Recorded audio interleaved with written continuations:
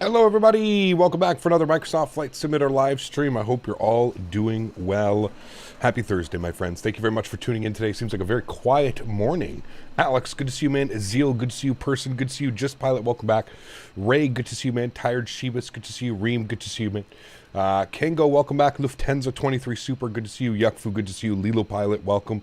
Sitski's Transit Agency, good to see you, my friend. John Zander, welcome back. Benjamin, good to see you. Frank, good to see you, man. Leonard Grant, good to see you. Greg Elwell, welcome back. Tenure to Moba, good to see you. Dakota, good to see you. CHLM, welcome back.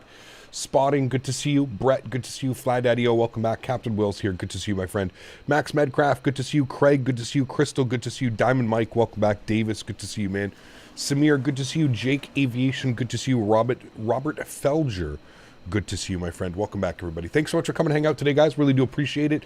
Thursday afternoon stream. If you aren't aware, we do have two streams on Thursdays. So we are live now this afternoon, and we will be live again this evening. I think we're going to continue on with New Zealand ops because this evening stream equals their morning, if that makes any sense. Like, it's like 2 or 3 in the morning right now.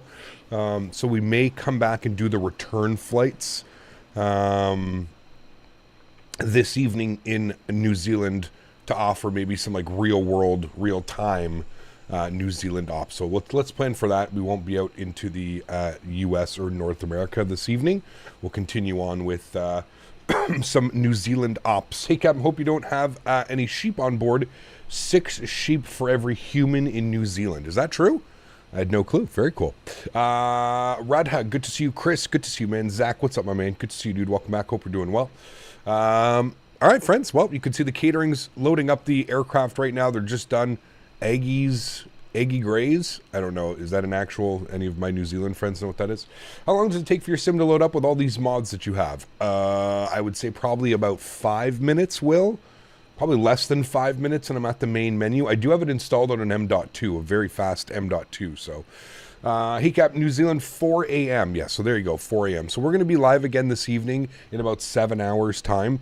So that should put us around, what, 11 a.m.? 11 a.m. New Zealand time is what we'll plan for this afternoon or this evening, whatever it may be for you guys.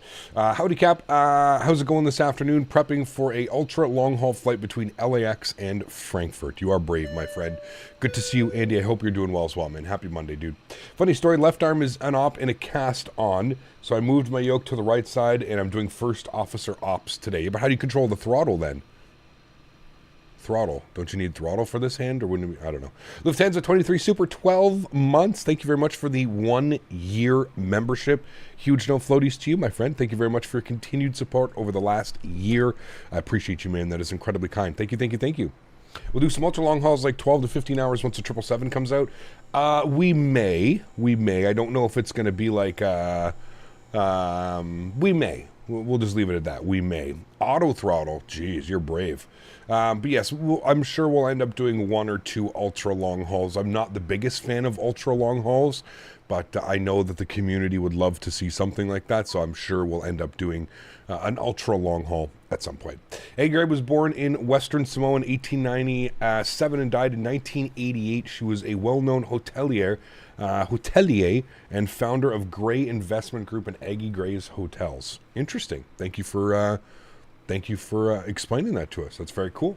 Flight 001, good to see you, my friend. No worries at all. Welcome. I hope you're doing well. Any time frame given for the triple? No, we have no clue, unfortunately. No clue. All right, friends. Let's jump inside the aircraft. Let's get this bad boy programmed, ready to rock and roll. The boarding process has already begun. You can see we've got the baggage loaders pulling up here with the bags. The fuel truck is just finishing as well. He should be driving off, and we should be getting the passengers on board as well. So let's jump inside the aircraft. We'll get this bad boy programmed, ready to rock and roll. Passengers are actually going to walk right out of this door right here. So we should be able to keep an eye on the boarding process, and they're going to board pretty quickly because they are boarding through doors 1 and 2. Monsieur Jarvis, 15 months. Thank you very much, man. Says, bonjour. Less than 2 months to go. Dude, what are we down to now? 50, 55, 56 days? Something like that? 56 days? Oh, baby. Huge no floaties to you, Monsieur Jarvis. Good to see you, my friend. I will open up the Discord for everybody there, probably like 2 or 3 weeks before the actual event starts. Now we can all coordinate times and stuff like that. It should be pretty damn interesting. Game looks crazy. It is. If you're into flight simulation and airplanes and that type of stuff, this game is quite great. Yeah, absolutely. SR88, welcome. Hope you're doing well, my friend. Thank you, thank you, thank you. I think the 777 might release early May. Well, I mean, at this point, I don't think we're getting it in April, so I would agree with you. I would like to see it before mid-May. That would be nice. Seen the Asobo stream dev yesterday. Sim update 15, last Microsoft 2020 update, 7th of May before 2024, and also AnyBuild's Beluga XL and A340M. What's the A3400M? I'm not sure what that is. I want to try and do an escape room in Vegas. Ooh, I've done my fair share of escape rooms, my friend. I'm not against them, but I've done my fair share here. I don't know. I guess they're cool. Yeah, I might be down for something like that. I don't know. I guess it depends on the day. An A400M. It's essentially an Airbus C-130. Interesting. Don't forget, Mathis said we get 2 weeks of warning, so until then, it's at least 2 weeks away. Correct. Yeah, for everybody that's wondering, Will is correct. We are getting a 2-week notice. Adiers are aligned, caps are on, ground control is on, crew supply is on, nav and logo lights are on, APU master start switch is on, no smoking to the auto position, and we'll arm our emergency exits. Beautiful. You can see down here the aircraft is loading. We've got the correct amount of fuel on board, and we should be boarding the passengers here any second. Not quite sure why the passengers haven't started boarding. The baggage has started loading, but I'm not quite sure where the passengers are, so we'll see what's going on with that. Let's go to our init ref tab. We're going to do our init request. Call sign Tizay. Air New Zealand. Is it A-N-Z? I always fuck that up. A-N-Z. And I think it messed me up there. I think I broke the plane. Okay. A-N-Z. What are we? 407. 407. So we'll throw that up in there. We are going from Auckland over to Wellington, chat. If you didn't know, they call Wellington Windy Welly. And I just want to give you a nice little view of the winds right now. They were perfectly gusting. It was gusting 1634 when I loaded in this morning, but you can see the weather has been updated. It says winds are 330 at 60 knots. I know why it's not working, because I have to manually open up the back left door. Now the passengers should start boarding. Cost index today is going to be 5, and I believe we're going up to a cruise level of 320. Yes, correct. 320. So we'll bug up 320. Beautiful. Looking good. We'll go to our knit B page. We'll just wait. We're not going to fill out any of that information quite yet. We got to wait for the passengers and cargo to be on board. But what we can do is we can jump immediately to our flight plan. We can start programming this. So NZAA departures. I believe we're departing out of the north. Weather here in Auckland is showing winds 360 at 6, which means that we're definitely departing on 5 right. Let's plan for that one. So we'll go 5 right for the departure. We're going to be on the Recce for Quebec departure. Recce for Quebec. There it is there. And we want the Karl transition. Good. And we'll insert that. Beautiful. From Karl, should pick the rest of the flight plan up. It goes to Silvo, and then T Papa, and then T Papa. We're going on the arrivals. We're going to plan for the I don't know if it's just the ILS or the ILS Victor. Let's have a quick chat here, a quick view here, chat. ILS Victor, runway 34. So there's that one. There's also some RNAVs that we can do. Is there a cool RNAV that we can take? There it is, chat. RNAV X-ray, runway 34 from Ripa.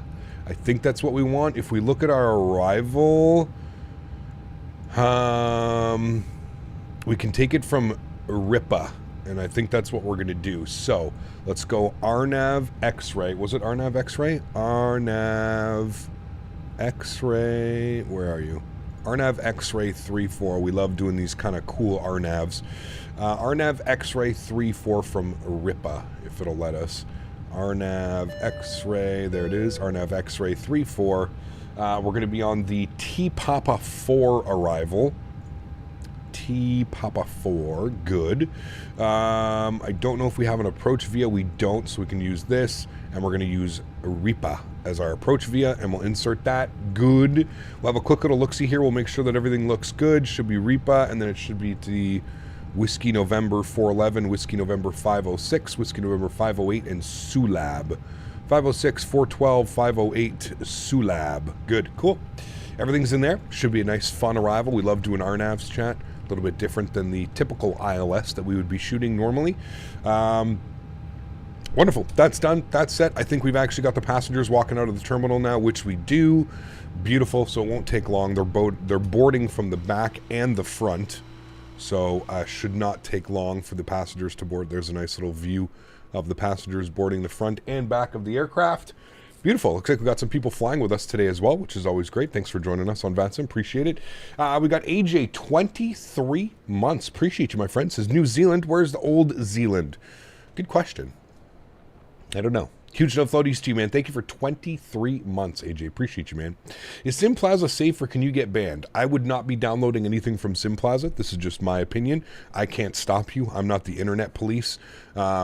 Also, can I just give you, that is essentially pirating software, and of course, I'm friends with many great developers here on the platform, so we usually remove people that are talking about that type of stuff in chat, so just know where you're going with things. If something seems too good to be true, 99% of the time it is, man. Again, I'm not the police of the internet. I can't tell you what to do and what you can't do. Me personally, no, I do not use Sim Plaza. I'd be way too concerned about about viruses and other things that could potentially end up on your computer. A lot of sketchy stuff when you visit those websites. So I would steer clear of them. But again, I can't control what you do, man. So yeah, just have that for next time. Just know also that if you're asking a content creator if an illegal website is a good place to download add-ons for the simulator, most likely it's going to be no. I think most content creators are going to be on the same page as me, and that's support your developers, man. The developers work hard. Imagine, again, like any aspect in life, put yourself in their shoes, man. Imagine you made a scenery, you made an airplane, you made a product for Microsoft Flight Simulator, and somebody went and put it up on a freeware website, and instead of you being able to make an income off of the hard work that you've done, people can just go and download it for free. You wouldn't really like that, would you? I don't think anybody would like that, myself included. So got to think about things sometimes out of the box a little bit, right? So hope you understand. Hope that makes sense. How are you? Good to see you flying in NZ.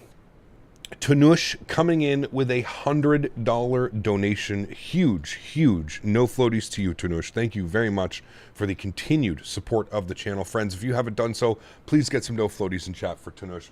Dropping another $100 donation to get him up to $375 for the month. Huge no floaties to Tanush. Thanks for your support, man. I really do appreciate you, man. Thank you. Incredibly kind. Cap, good evening. How do you have your simulator audio playing through your headphones? What do you mean?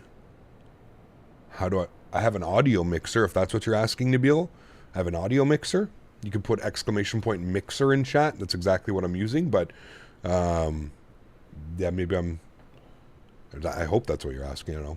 What do you think of the Latin VFR A340 that is coming out this month? Trash. Through the headphones or the speakers? Through headphones. Please laugh like Seth Rogen. I love your channel. Why can't forcefully laugh like Seth Rogen? Sorry, I wish I could, but imagine if there was a site where someone could just take 1 penny from you and then they posted that a site on Reddit. That's Simplaza. Correct. Yeah, absolutely. What came out of your mouth? Fart and poopy noises. Poopy noises for the Latin VFR A340. Feel bad for the people that are going to buy that sucker, man. Holy. I guess they'll learn. They'll learn, right, chat? Eventually, they'll learn. Hey Cap, is it okay to buy FS Realistic from Sim Market? What are your and what are your fuel GSX settings? Jake, absolutely, man. Yeah, you can buy FS Realistic. I believe that's where I bought mine as well. I might have bought it actually directly from their website. Always check. I always say if you can support a developer by buying directly from them so that they get 100% of the proceeds that you're buying, I would say try and do that. I can't remember. I mean, FS Realistic for me was an instant buy. I think I bought it on their website, RK, because whenever I have an update, it comes from like RK apps or something like that. It's a really weird like website, and it my PC doesn't like it. My Windows Defender always gets upset, but yeah. If you ever had any issues with the Fenix 320 where all of your monitors would turn black and then the piece of your monitor turns black, that's what happens to me. I've never had that. No. That almost sounds like a driver error. I can't mention Seth Rogen and laughing in the same sentence. Why, you don't like Seth? Aw, come on, man. He's a beauty. Canadian treasure, dude. I can't even do his laugh properly. Thank you, though, dude. Appreciate you. 400 C2A. for the month looks much better than 375. My man, Tanush coming in with another $25 donation to put him up on 400 smackaroons for the month. Huge no floaties to Tanush. Thank you very much for the support, my friend. I appreciate you, chat. Can we please get some love in chat for Tanush? $125, and we're not even off the ground yet. Thank you, man. I really do appreciate you, dude. Hey, got Popal as well. I'm off to have my gallbladder out tomorrow. No flying for a week or so for me. Oof, Daza. Feel better soon, man. Quick and speedy recovery. Get you back in the simulator before no time. Hope you and the family are doing well, man. Good to see you, dude. You look like a dead ringer for Seth, Cap. I'm sure you could hear that all the time. You know what's funny, Andy? I don't really get that in real life. It's more of like a on-stream thing. I've been told, yeah, in the years that I've been streaming, I've been told hundreds of times that I am Seth Rogen. But, yeah, that's funny. I've never in real life have I ever gotten your Seth Rogen. I wonder if it's just like a Canadian thing. Has to be like a Canadian thing. All right, chat, we're fully boarded. Let's go upstairs. We'll go ahead and spool up the APU. We'll go and get our turn ready here. We're going to be pushing back momentarily. Adirs are aligned. Let's go and get our... do they use Q&H? What do they use here? I think they use Q&H, not hectopascals. Or do they use hectopascals? They do. 1006 hectopascals. Let's go grab some information down here. Aircraft is loaded. Thank you. Let's go to mass and balance. We're going to send to McDo. Good. Let's come down here. We'll look at our init B page. We'll make sure that everything looks good and is filled out there. Beautiful. Let's go to our performance page now. We'll grab some perf numbers. Go to departure performances. Intersection departure. I don't think there is, so we're just going to hide intersections. Good. 5 right. Surface conditions are dry. We're doing a flaps 1 departure. Force toga no. Anti-ice off. Packs on. Sync load sheet. Sync live weather. And we'll go ahead and calculate our V-speeds. 41, 41, 42. Transition altitude is 13,000 feet here. Flex of 62 degrees with a trim value of flaps and trim 1/down 0.5. We'll go ahead and send all of that down to the McDo. 1520 across the board here is looking great. Sweet. We're all looking good here, chat. Upstairs, APU bleed comes on. Beautiful. External power comes off. Fuel pumps go on. We'll go ahead and get the beacon light on and the seatbelt sign on as well. Beautiful. Aircraft is ready for push and start, friends. Jackson Burr, huge enough floaties to you, man, dropping 5 months of love to the channel. Says, hey Cap, Air New Zealand delivery looks so good. It does, man.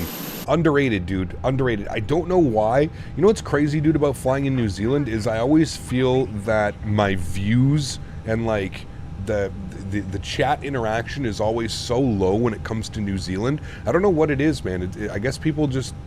I feel like New Zealand is like one of those hidden gems in this simulator, man. You pick up a couple sceneries, you don't need much. There's not very many major cities that you can fly an A320 into in New Zealand. You pick up a couple sceneries. There's also some great freeware out there for New Zealand. You pick up some sceneries, man, and dude, you're on your way, dude. There are some great flights that you can do out here. I love flying into Wellington. It's probably one of my top like 10 approaches in the world. They call it Windy Welly. It's just an absolute incredible airport. The views, everything about it. You'll see here momentarily.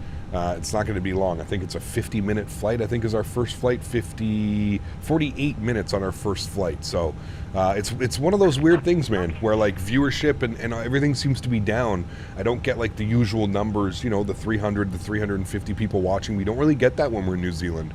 And I find that quite odd because I love flying in New Zealand, Australia.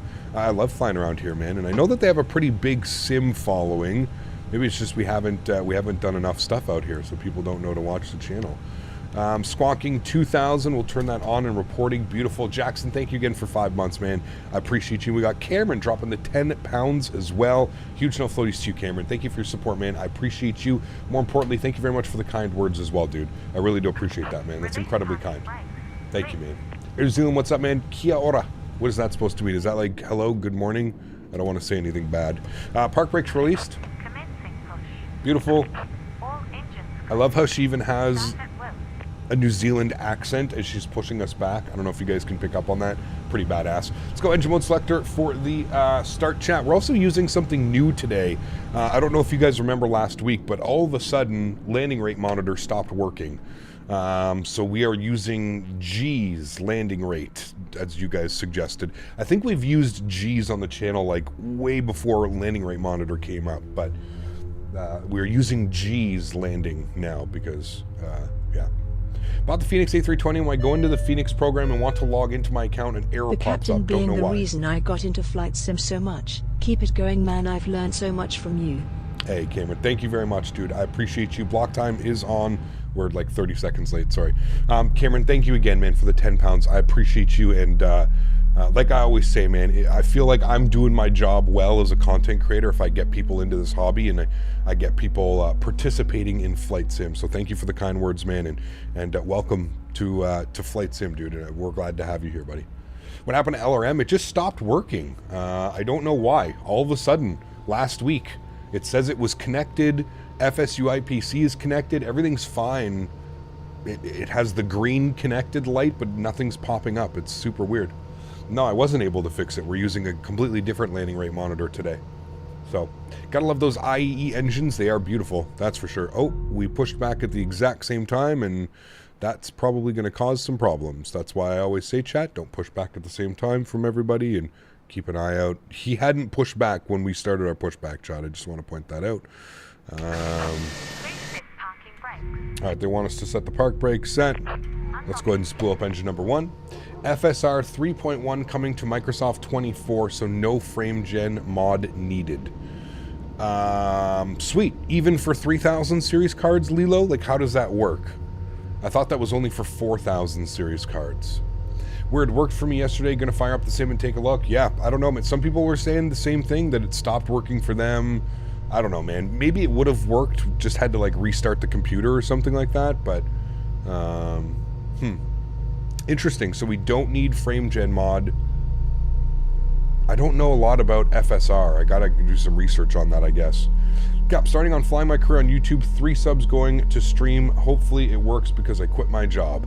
Okay, man. Again, the jokes. I feel like we've dug the joke into the ground, Flite Man. You don't need to come in here every day and tell us that you quit your job and you've got now 3 subscribers.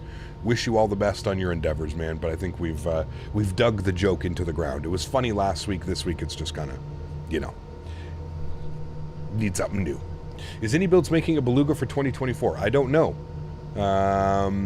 There was apparently a Twitch stream yesterday or something, I think, where they were, everybody was, I think they announced some things coming to Microsoft 2020 or something. I'm not quite sure.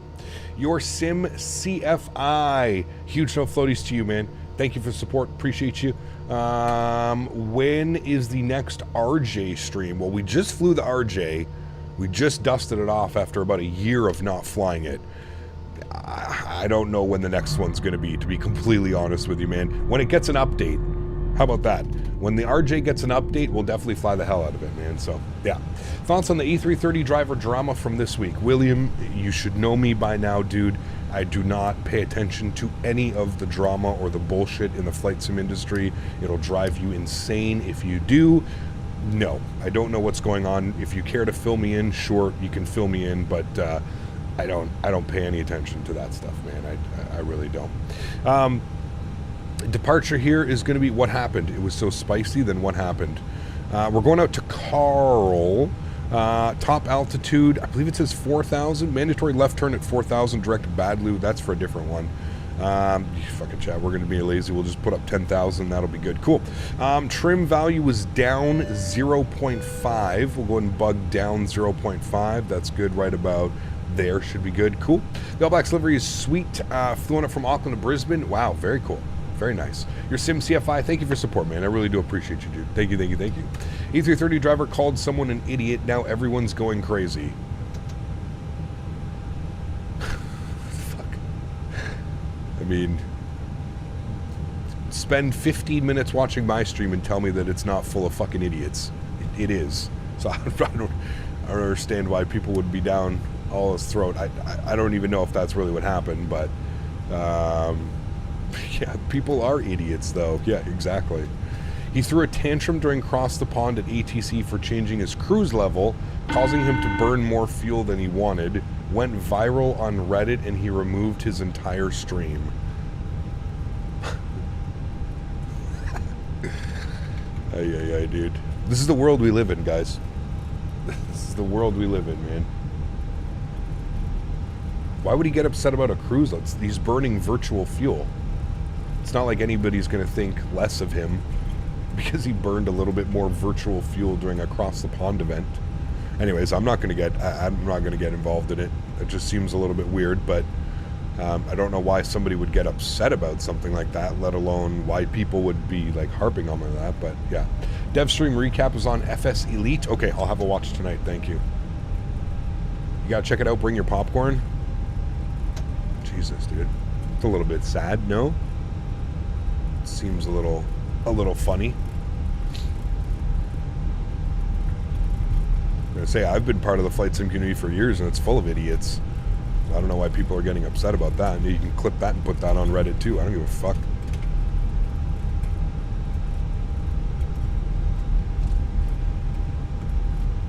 Maybe he paid for the virtual fuel. Bob Tech, what's up, man? Good to see you, dude.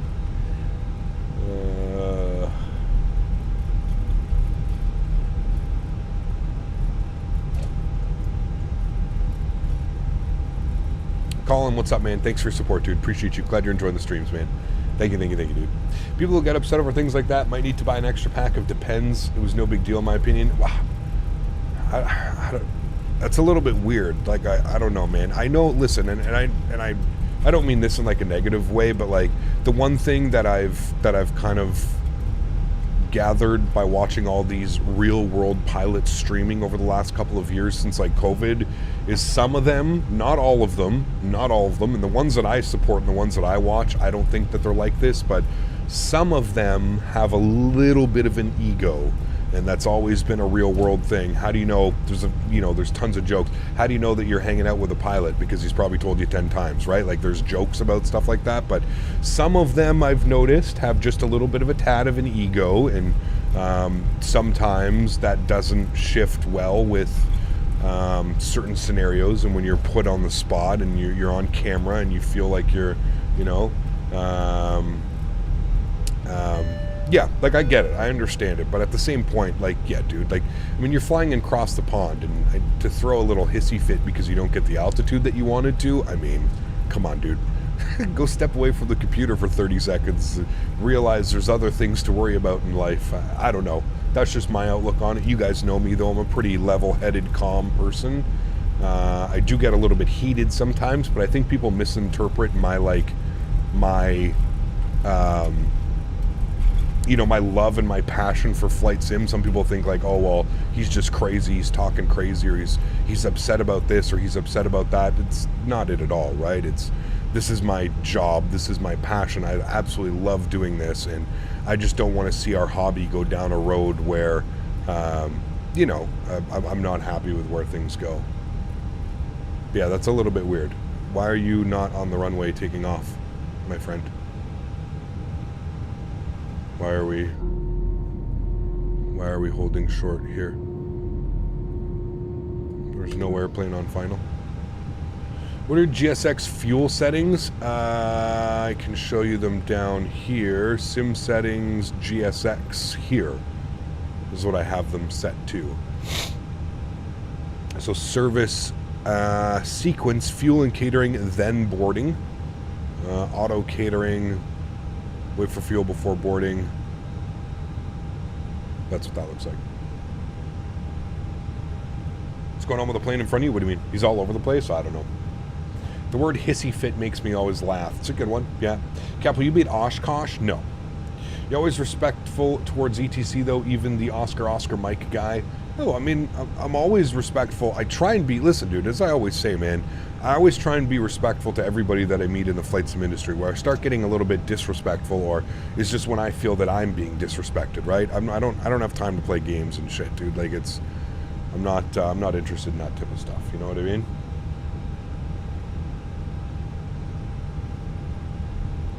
Have you tried the newer Miami scenery? Yes, it's great, but a little bit heavy on performance.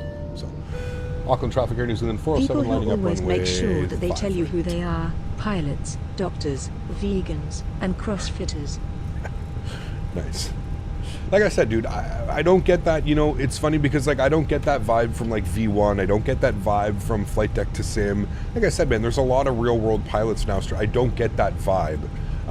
But I do get that vibe from certain other content creators and real world pilots that have now become, a thing since COVID, and their channels have kind of blown up because, I mean, like I always say, dude, it's impossible for us like flight simmers to compete with the real world pilots. They're always going to bring in more of an audience because there's people are going to be instantly much more drawn to somebody who does this in real life as opposed to somebody who pretend does it weekly on a weekly basis. So it's very difficult to compete like with those guys. So they're instantly getting, it almost feels like they're just put on like this pedestal, right? Where people are more inclined to watch them and people are more inclined to support it, and just because they're real pilots and they can, which I get it, I understand. But yeah, like I said, I've seen a few of them now that I'm just like, live streaming's probably not going to be for you. You probably, you can't have that type of attitude and that type of thing, right? Haven't heard the video, but I still like A330's videos. He does great tutorials. Everyone is entitled to a bad day once in a while. Of course, absolutely, man. Absolutely, I totally agree with you as well. I haven't watched enough of his content, Andy, to give you a personal opinion, but yeah. You need to add to your titles real world sim pilot. True. Maybe more people would get on board with that one. Putting the P on a pedestal. What the fuck does that even mean? 40-year-old version. It's a great movie, dude. Great movie. My bad, I said the wrong thing. Meant how fast is your fuel settings? Oh, I think I have in GSX everything set to dense. Timings, yeah, dense.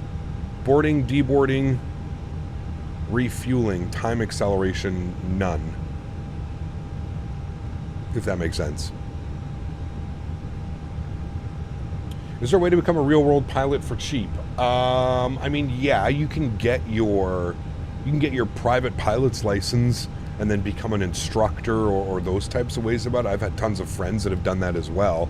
That's probably the easiest way to do it, but also the most time-consuming, right? It'll take you years to build up enough hours to become commercial rated, right? So, Air New Zealand, Auckland to traffic, Air New Zealand 407 departing runway 5 right. All right, joystick cam's going on. Let's go, friends. Throttle's up to 40%. Sounds are up. Enjoy this fine departure.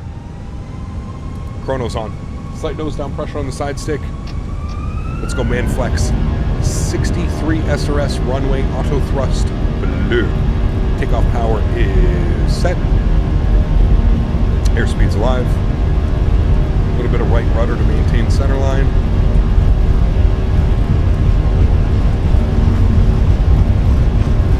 There's 100 knots for neutral.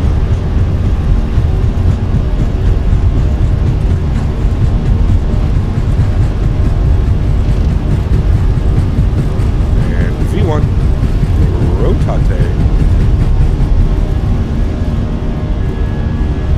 Yeah, we're flying, Chad. Beautiful. Positive rate. Gears going up. Pitch for climb. Give you a nice wing view. Goodbye, Auckland. We will see you later today. Do you know a side stick and throttle for a budget under $100? Yeah. Check out the Thrustmaster. I forget what it's called. Give me a second here, I'll get you a link, dude.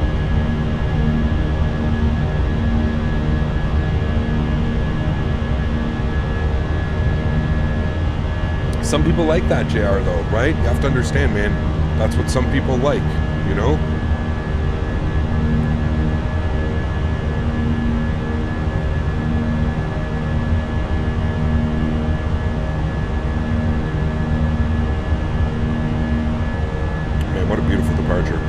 Throttles to climb. I believe there's a speed restriction, 180 knots.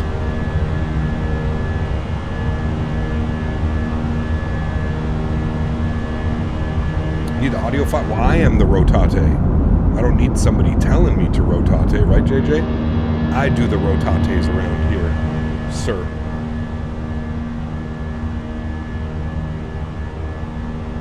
Have you ever flown Trans-Pacific in the sim? Yes, not very often, but we have. What is the one airport you hate the most? I don't think I have an airport that I hate the most, to be honest with you. There's certain airports I don't have good landings at. That's for sure.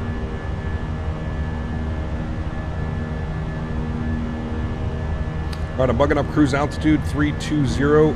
I'm engaging autopilot because I want to see these nice views. Bring you back up into the flight deck.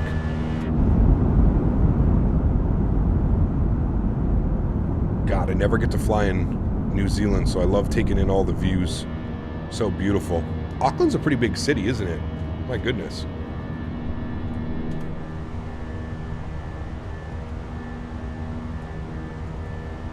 What's our speed restriction? 210 knots all the way through. I guess we can go flaps clean.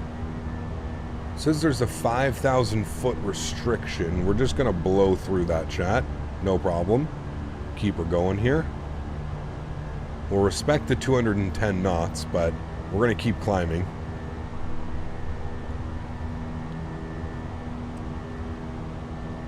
You can see the 210 restrictions end after Budlu.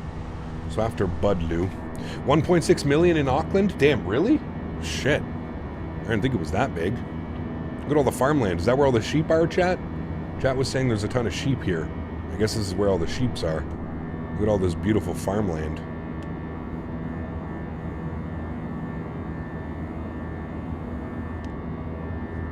Copenhagen with all the bad weather all the time. Copenhagen's great, dude. I love flying in and out of Copenhagen. Thank you, Brian. Appreciate it, man. Good to see you back, dude. Didn't think it was that big. That's what I mean. Neither did I. Nismo, what's up, my man? Good to see you, dude. We are ripping. We are ripping. We are gripping.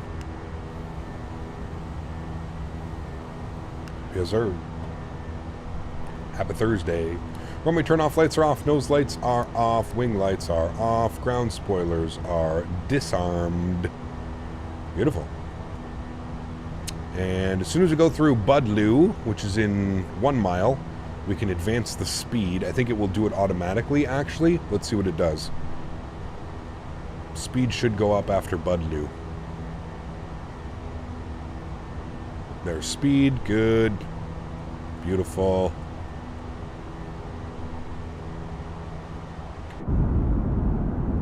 Sim looks better than mine. I don't even have anything cranked up, to be honest with you, man. Like I've been toying with the idea of like putting the level of detail up to like 125, 130, just so we can get a little bit more. But man, you know, every time I fly, I'm just like, damn, dude, Sim it looks perfect the way that it does. And I find when you start like messing with the object LOD, it can get a little bit crazy too, right? Can I have the link? Ah, yes. Thrustmaster. I don't know how much the T16000M is. How much is that? The HOTAS. Okay, that's a little bit... It's a little bit much. What's the other one?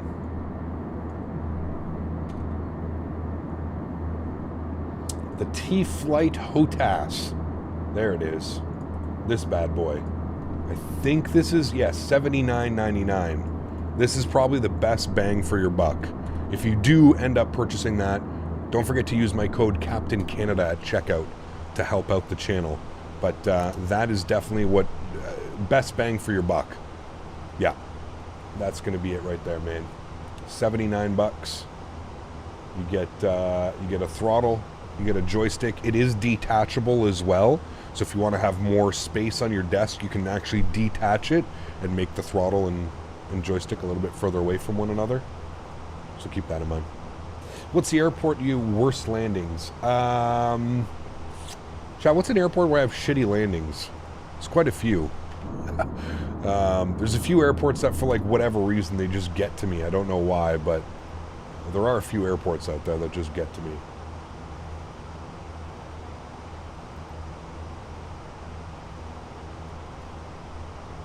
The T-Flite HOTAS was great for the starter. Absolutely. Yeah, so absolutely, man. I don't know if it gets better for a starter pack than that, you know? I really don't think it does.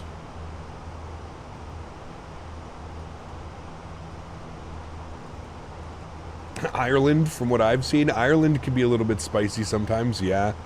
I don't think that's our worst, though. I think we have, like, I don't know. I feel like I struggle at London Luton a lot of the time. London Luton does not have... I have shitty landings in London. I'm trying to think of like other places as well. Chicago Midway. No, I think we have decent landings in Chicago Midway. I don't know. Paro? I mean, the one time we did Paro, we may have to do Paro for our landing challenge. I had my quarterly meeting with Thrustmaster yesterday, and I've asked them to give me more information. Are we going to be using the Airbus? Are we going to be using the Boeing yoke this year for the landing challenge? So we'll wait and see, man. Maybe we can go back and do the Paro Bhutan landing challenge. Been doing New Zealand ops the past 2 days. Great sights and flying in that beautiful area. It is, man. It's absolutely beautiful. I absolutely love flying in here. We're going to save... We've got our...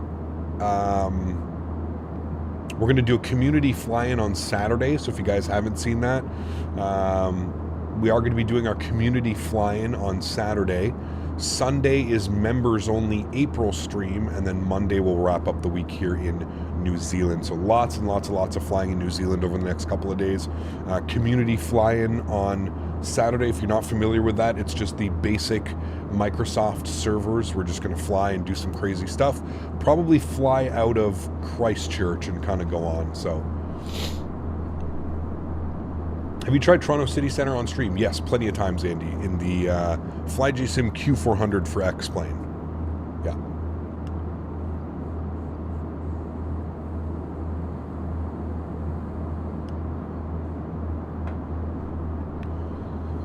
What was the airport where the plane flipped at? Well, that was the terrain was all messed up. That's since been fixed, but that was Cincinnati. Yeah. Queenstown. Isn't that what the hell it's called? Down here. In the mountains, Queenstown. The epic approach, runway 23 or the RNAV runway 5. Absolute epic approach into there, dude. I think for members only stream, we're going to be going Wellington to oh yeah, we got to do Christchurch as well. This one got updated. We got to do Christchurch. That'll happen as well at some point this week. Yeah.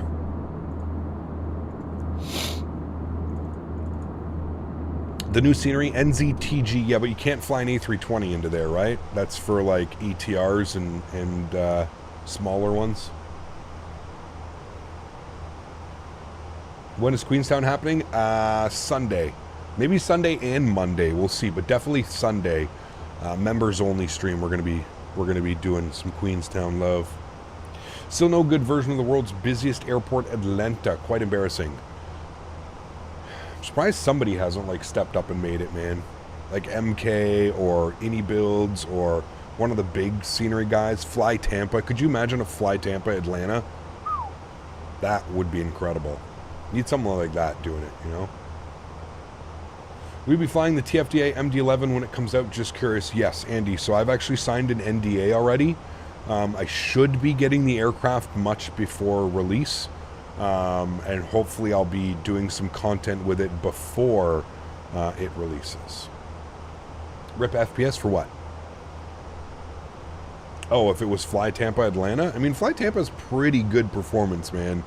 They're like one of the better ones. I'd be concerned if it was like an Any Builds. Their texturing is just, it's through the roof, but sometimes, man, it really hogs on performance. Like, JFK's gotten better, LAX has gotten better. I still get weird stutters and stuff at LAX though. I don't know what's going on with that. Vegas is rough. I mean, maybe for your aging system over there, William, but I'm in the mid 40s, 50s. You can check out our last stream. We flew into Vegas the other day. I'm in the mid 40s and 50s with frame gen on into Vegas, man. I don't have any problems with it. Maybe try updating your 4.5-year-old graphics driver. Do you guys know this? Will, what graphics driver are you running on your computer right now? Let the audience know. This fucking guy talking about performance. The guy's running a 3.5-year-old NVIDIA driver. Less than a month until the 777. At least there's a timeline of PMGG saying it will release within 2 months. Yeah, well. Drzecki, yeah, Drzecki is not the best. Yeah, I do not get good performance. Drzecki KDCA, Drzecki Newark, I get terrible. I'm not using frame gen, that's the difference. Well, you should be. Well, I don't understand why you're not taking advantage of that if we have the same graphics card. What graphics driver are you on? Only Toronto is sort of heavy on FPS with the downtown scenery, but the rest are fine. Yeah, I think that has more to do with, Robert, with the photogrammetry that's going on in Toronto. I feel like that has a little bit more to do with it.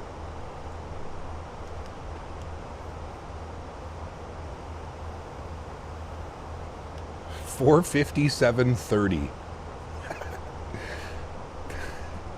That's gotta be like at least a year old, a year plus. Has to be. Outside cam, there you go, man. Aren't we on 570 something, I thought now? Maybe, I don't know. I can never remember them. I'm actually surprised how nice the new Captain Sim C-130 is. No, don't speak that. It's 3+ years old. This fucking fucking guy, dude. This guy's using a 3+ year old driver, chat, on his 3080. I don't understand, man. I don't understand William logic sometimes, man. I really don't. What's the logic behind that one, Will? What's the logic? Please do inform me. Is it because why break something that works? Is that what you're saying? I'm on the most current NVIDIA driver and it works perfectly fine. It was the GOAT driver for VR users. I used it only to fly VR for the first 2.5 years of the sim. That's why. Yeah, but don't you think in 3+ years it's been updated to also account for VR? Like, I get that it was good, but it's been 3 years. Don't tell me there's not another driver that's come out that isn't equally as good. No? I don't know. Maybe not. Maybe not. What do I know? You still fly the ATR? I haven't flown the ATR in a long time, man. It's been a while. There are way better VR drivers. Well, don't tell that to Will. What Matthew K said, if it ain't broken, it ain't fix it. Oh, man. Why are you... Flight man, why are you so weird, dude? Just go away. Just fucking taking, like, my profile picture and putting it up as his profile picture. See what I mean, chat, about idiots? Like, it's just everywhere. Every time, everywhere. My PC yells at me if I don't update anything, and I don't know why the performance sucks no matter the driver.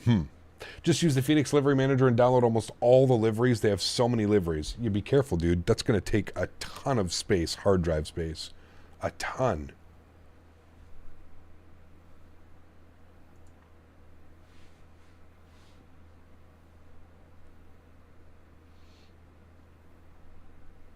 Caplock Dino C, hope all is well. Zach, good to see you, my man. Welcome back. Hope you're doing well, dude. Good to see you as well. Let's get some tunes going, shall we? I thought I had the playlist up, but I don't. Let's search for a new playlist, chat. Let's get a new playlist going here and see if we can get any good tunes out of a new playlist. Been a while since we've searched for a new playlist. Let's see if this one's any good. Has good reviews. Don't worry, holding up at 1 gig left. Oh, you're good then. Okay.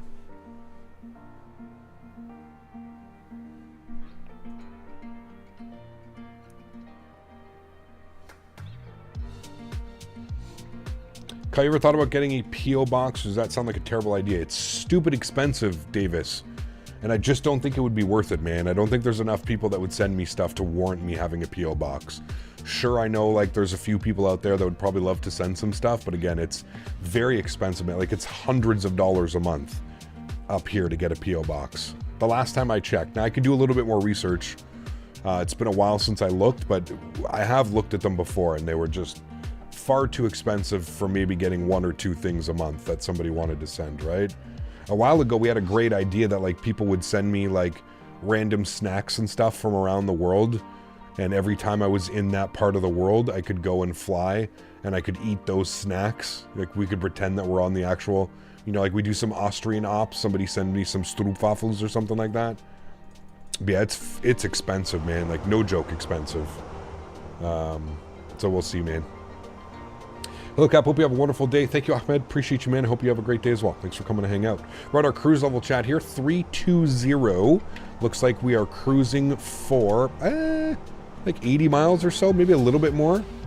80 miles-ish on the cruise at Mach 0.74. Got a nice tailwind, 65 knot tailwind. So that's nice.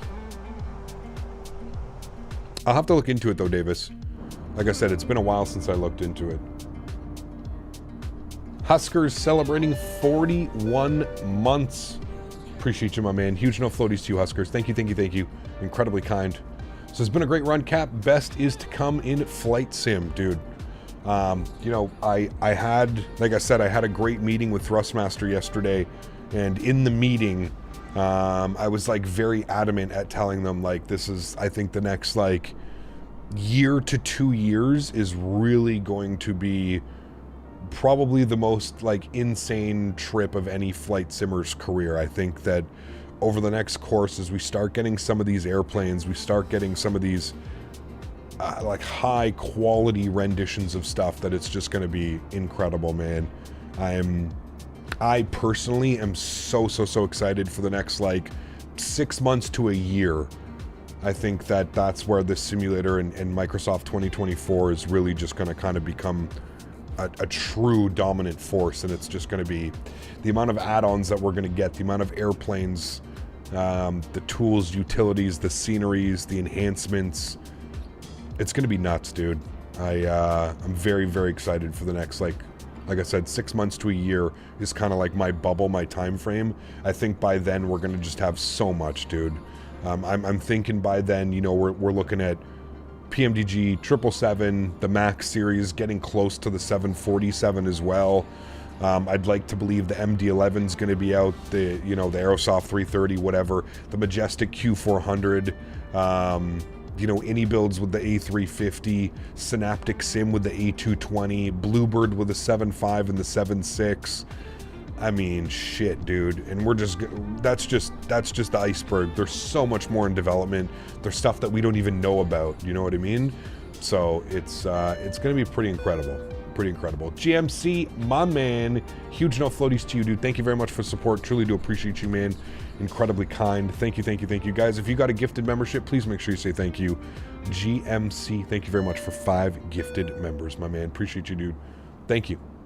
We're going to visit the new Springfield airport from Rev. We may do it next week when we're in the US, Willie. Any Builds did send me over a review copy, so I do have a copy of the airport. We'll see. Yeah. I'd like to get to it next week if possible. Who flies into there? Southwest? Maybe do some Southwest in the 7.3?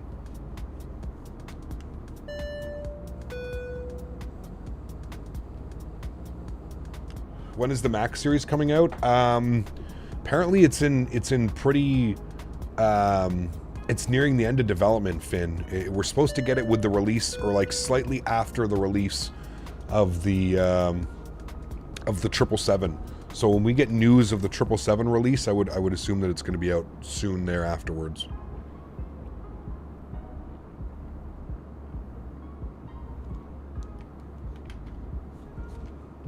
Now you can watch the members only stream. Well, anybody can watch a members only stream. It's just that you can only chat if you're a member. But yes, now you are a member. 52 miles till top of descent. 51 miles till top of descent, chat. So let's go ahead and plug in some arrival information here for Wellington. Winds, there we go. That's what I like to see, chat. We're coming in. We need those gusty winds. Weather has been re-updated. That's why they call it Windy Welly. 330, 19 gusting 34. 330 at 34 is what we're going to throw in there. Windy Welly. Look at our V approach speed. We just gained like 10 knots on our V approach speed. QNH 997 hectopascales and 16 degrees. 997 and 16 degrees. Good. Minimums, we are doing the RNAV X-ray. Yes, we love RNAVs. Our minimums today, we're going to go with the RNP 0.20, so 550 on the minimum. So we'll plug in 550. Good. With that gusting wind, you should land config 3. I would agree with you, Willie. On normal days, I would agree with you. For whatever reason, I personally think that the airplane feels super weird landing flaps 3. The last time I tried to land flaps 3, it didn't go well, dude, and I noticed that the airplane felt super awkward and weird. So I'm just gonna go, I said last time that we landed with flaps 3 that I'm not doing flaps 3 anymore. It just doesn't feel normal. I don't know if it's me. I don't know if it's the different pitch attitude. It has a slightly higher pitch. I don't know. Just I didn't like it, and I said that I would not be doing flaps 3 again. There's also others as well that have said that flaps 3, just there's something weird about flaps 3. It doesn't feel right. Doesn't feel proper. I'd actually love to hear like what V1 or like, you know, one of the real guys has to say about what it's like. Too different. Did config 3 at Halifax since gusting 20 and it felt amazing. Hey man, all the power to you. But last time I did flaps 3, it was no bueno. No bueno. It's always gusting in Wellington. Why is that? I think it's the way that the terrain is. If you look here, There's terrain all around it. It's like a bowl. The city, this is just like a huge bowl. It's just surrounded by like mountain. And I think that has something to do with it. The winds kind of just swirl around in here and make some weird stuff. Anyone try out the new Halifax V2 update? I haven't tried it out. I saw that it was updated. We'll definitely take a look at that again. I don't know when, but yeah. Have you heard of entry-level PC recommendations? Been stuck on an Xbox for a year. Depends how much you want to pay, really, Tyler, to be honest with you, man. And I always tell people, like, you have to draw that fine line between, like, if you're going to spend $1,500 or $2,000 building a PC, you know, I personally would say save up a little bit extra and actually build a PC that you can keep for, you know, years to come, right? The thing with PCs versus like a console or something like that is, like, when a game is developed and designed on a console, the hardware is never changing, right? So it's designed for that specific console using that specific hardware. When it comes to PC games and stuff like that, they're usually designed on different hardware than what other end users have, right? So it makes it a little bit difficult to say, well, you know, just get the cheapest PC and hope that your computer can run it. It's A380 Captain, thank you for 3 months. So just watched the dev stream, and AnyBuilds is making the Beluga and the A400M for Microsoft 2024. They must be so busy with the 350, the 380, the A400M, and the Beluga. Don't forget they're also working with Synaptic as well on the A220. So yes, they must be very, very busy. Yeah. Did AnyBuilds deny the rumors that they were not developing the Beluga shortly after the 2024 trailer released? I don't know. I don't think so. No. Unless they were under an NDA for Microsoft and they had to basically be like, yeah, we don't know. So I don't know. It's the Koch straight. It's like a funnel. Is that what it is? So it's this right here. This wind. That's the Koch straight. Is that what you're saying? I thought it would have had to do with like this, like kind of like I said, it's in like a, it's just swirling. The wind probably comes in and just swirls around. Where are the best places to get GSX airports, like the profiles? FlightSim.to and the AnyBuilds launcher. AnyBuilds launcher has a ton of great ones.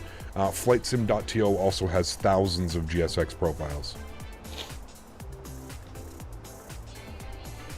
Just looked at the Welly airport chart, didn't realize we're landing on a Chicago Midway length runway. Yeah, 5,000? What is it, 5,500 feet or something? 6,000 feet, 5955. 6,000 feet. We're coming in on runway 34. We're going to go auto brake medium. Hopefully we vacate Alpha 3. We may go Alpha 2, but hopefully we can hit Alpha 3 back to the terminal, and we're going up into one of these gates. I believe gate 20 is what we're looking for. 21 is what we're looking for. Okay. Top of descent is in 8 miles. Let's have a look-see here and see what we can take this down to. Intercept is at Whiskey November 412, 3,000 feet. So that'll be our initial descent. It says we need to be at Sioux Lab for 1,600. So initial descent will go to 3,000. We'll bug that up. Good. And we're 5 miles from descent, so I'm going to start our descent now. Beautiful. Company message, just going to tell us we're delayed. Yeah. No problem. All right, cool. And there we go, friends. Starting the descent into Windy Welly. And she ain't letting us down. Duro, what's up, man? Good to see you, dude. Nabil, good to see you as well, my friend. Hope you're doing well, buddy. Welcome back to the streams. Hope you're having a great Thursday. What is my favorite current bird to fly in the sim? You're probably looking at it, Nabil. It's got to be this one or the 737. Two great airplanes. The A300 is very good as well. Love doing some cargo ops on the A300. But probably the Fenix, man. It is. It's just so good. It's just so good on every level. How do you see your initial descent? Ronnie, as long as you've programmed in your init-ref tab, so as long as you've done your init B, you've got your 0 fuel weight, your 0 fuel weight CG, and your fuel on board, you should get top of descent calculations and stuff like that. Don't forget that you also have to have a cost index and a cruise flight level. This is blank because we're out of our flight level right now, so. Which real-world pilots are we taking advice from? V1 or A330 driver? Never heard of anyone saying 330 or to try and emulate what he does. I don't know, man, to be honest with you, dude.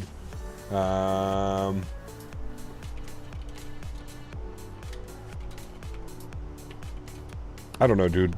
Like I always say, man, I think you make your own opinions based on that type of stuff. I don't know, man. For me personally, maybe I'm a little bit more biased because I'm in North America, so I enjoy watching V1.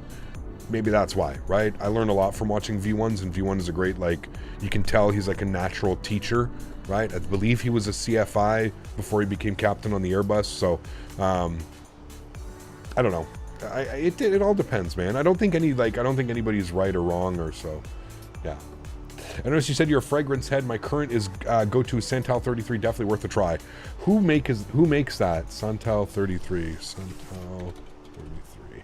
That's the one by Le Labo, right? Le Labo. It's insanely expensive. Oh, it's only... Ooh, that's expensive. Okay, yeah. 50 mil is 280 bucks. What is it? Santal 33 Fragrantica. Let me see what it is here. Santal 33. Woody, powdery, leather, warm, spicy, violet. I love the woody. Not the biggest fan of the powderies. The leather, I don't know. I don't know if this one would be for me, to be honest. I'm not saying, for you, great, absolutely. But I just don't know if that one would be for me. Sandalwood, leather, Virginia cedar, violet, cardamom, iris, and amber. I don't know. I'd have to really try it. I'd have to smell it.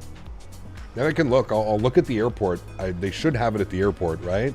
Can do a little taste tester. I've heard a lot of people with good things about it, but yeah. A320 driver insulted the controller while across the pond. He deleted his stream. We heard about that. Yeah. Well, I just heard about that. I don't know, man. I think everything kind of gets blown out of perspective when you're a streamer and you're on the internet. But I mean, obviously not a good thing, right? And also, to be fair, by him deleting the stream, it probably also deletes the clip that was surfacing and was kind of making its rounds on Reddit. So that's probably the reason why he removed the stream, was probably just to get rid of the clip that was running around on Reddit. Again, man, listen, dude, I've said things and done things on stream that I probably shouldn't have. I think we've all been there. I think it's, you know, for a lot of those European guys, it was probably, what, was it super early to get up? Or no, I guess not. I guess it was kind of in the mid-afternoon for them, the start times.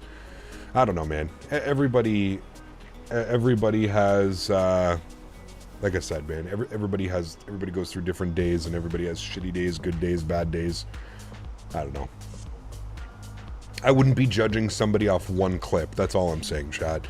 You don't know what's going on in his life. Maybe something happened. I don't know, man. I'm not going to judge somebody off one clip. I've seen his videos up on the internet. I've never really watched them. I've seen his videos. I've seen a few of them. I wouldn't say like I watch his streams or stuff all the time, but I don't know, man.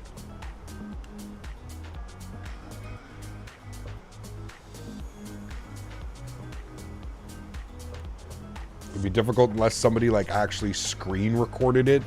It'd be difficult to actually like get a recording of it, but I don't know. Well, I've never yelled at a controller like that, Captain Baloo. I would definitely, like I said, man, I've said some things in the past that I probably shouldn't have said on stream, and you know, there was a time here on the channel where it was just non-stop trolling, you know, and sometimes, again, just trying to enjoy and flight sim and kind of share your passion for flight sim, and you're constantly getting bombarded by trolls and people who are obviously trying to get you to quit doing what you're doing and you know, rethink what you're doing, and yeah, don't forget about those too. He is super busy pilot. He does not have time for that crap. Well, I don't know. Like I said, man, maybe. Came in mid-combo. Who we talking about? A330 driver. Apparently he got mad at one of the controllers that crossed the pond. Yeah, I don't know. He said some things about a controller for cross the pond. I don't know. The whole thing seems kind of crazy, but...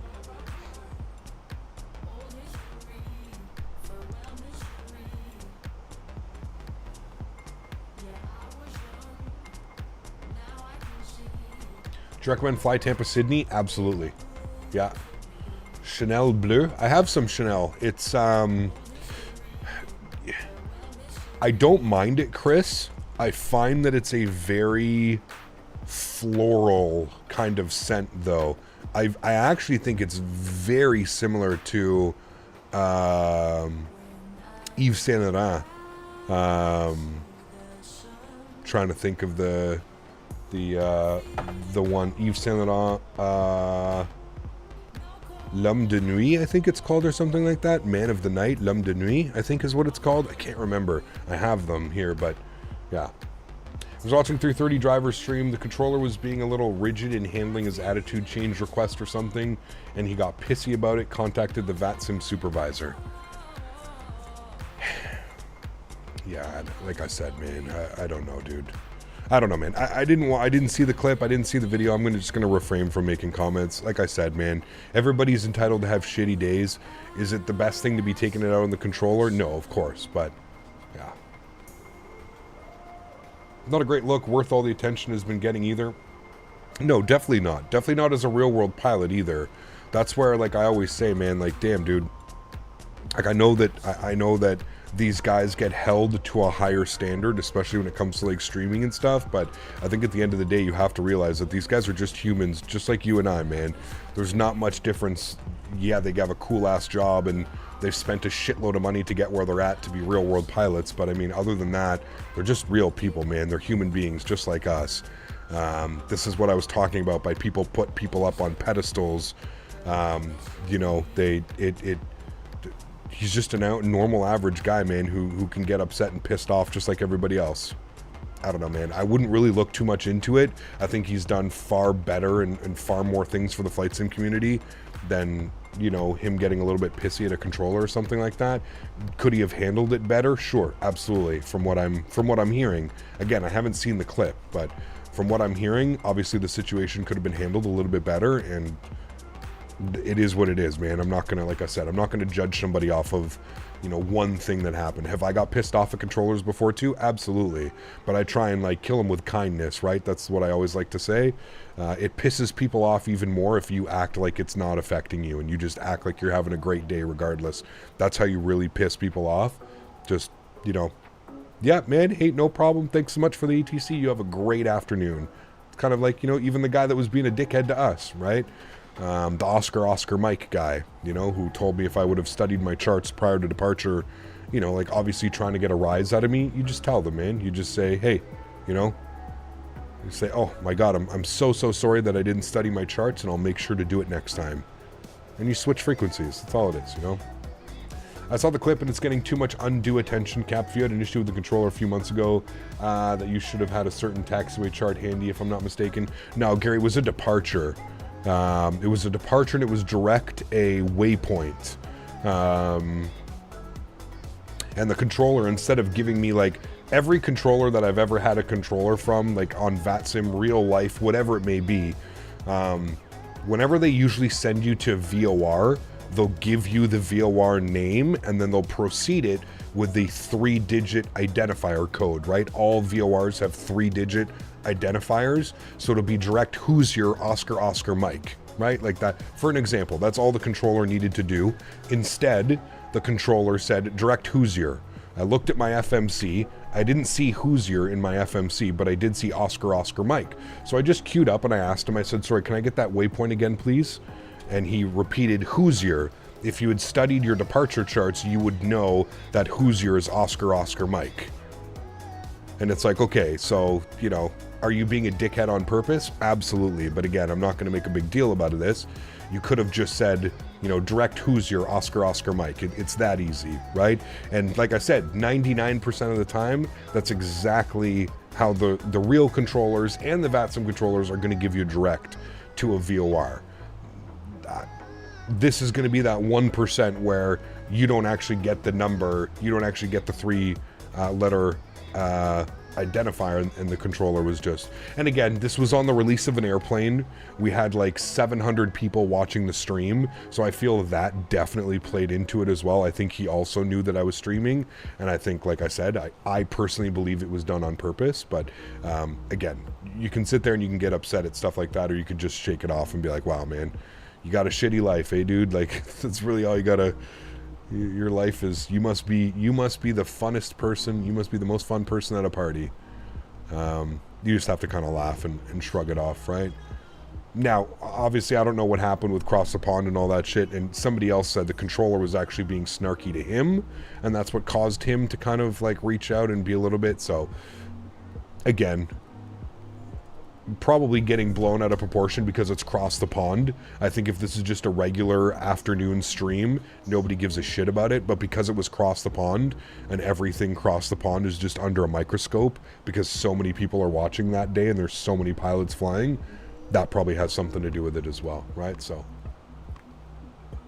do you have the jelly beans? I do have some jelly beans left, but we're going to take a little bit of a break. I'm going to order some more. I only have like 2 flavors left, so.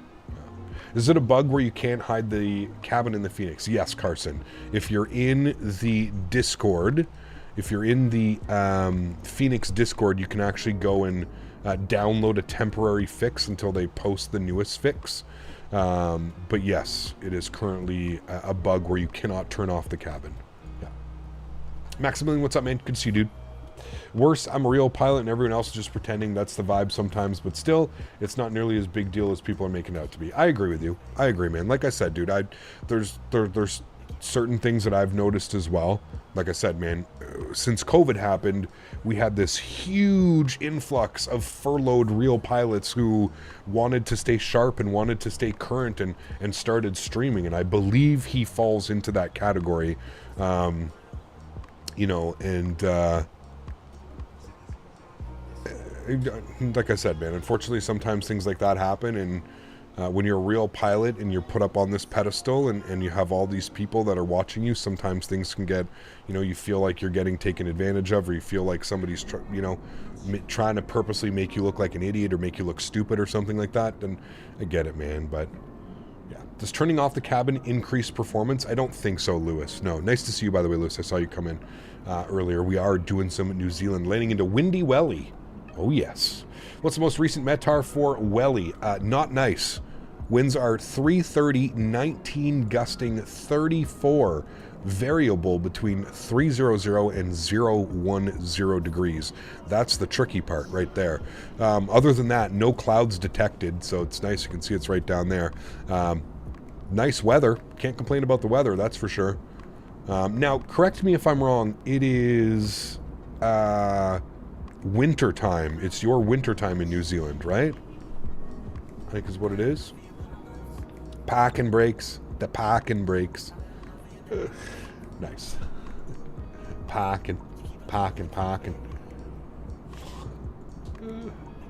Oh, man.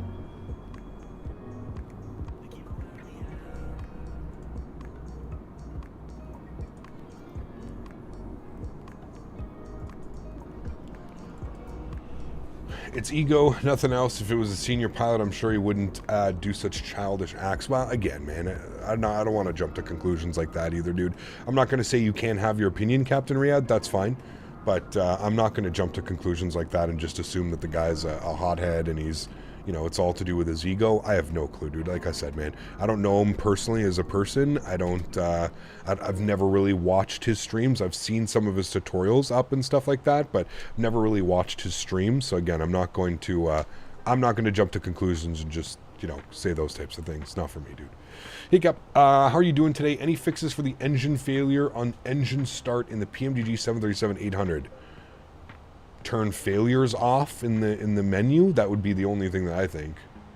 October's Cross the Pond is going to be 777s and 380s. Hopefully. That'd be kind of cool.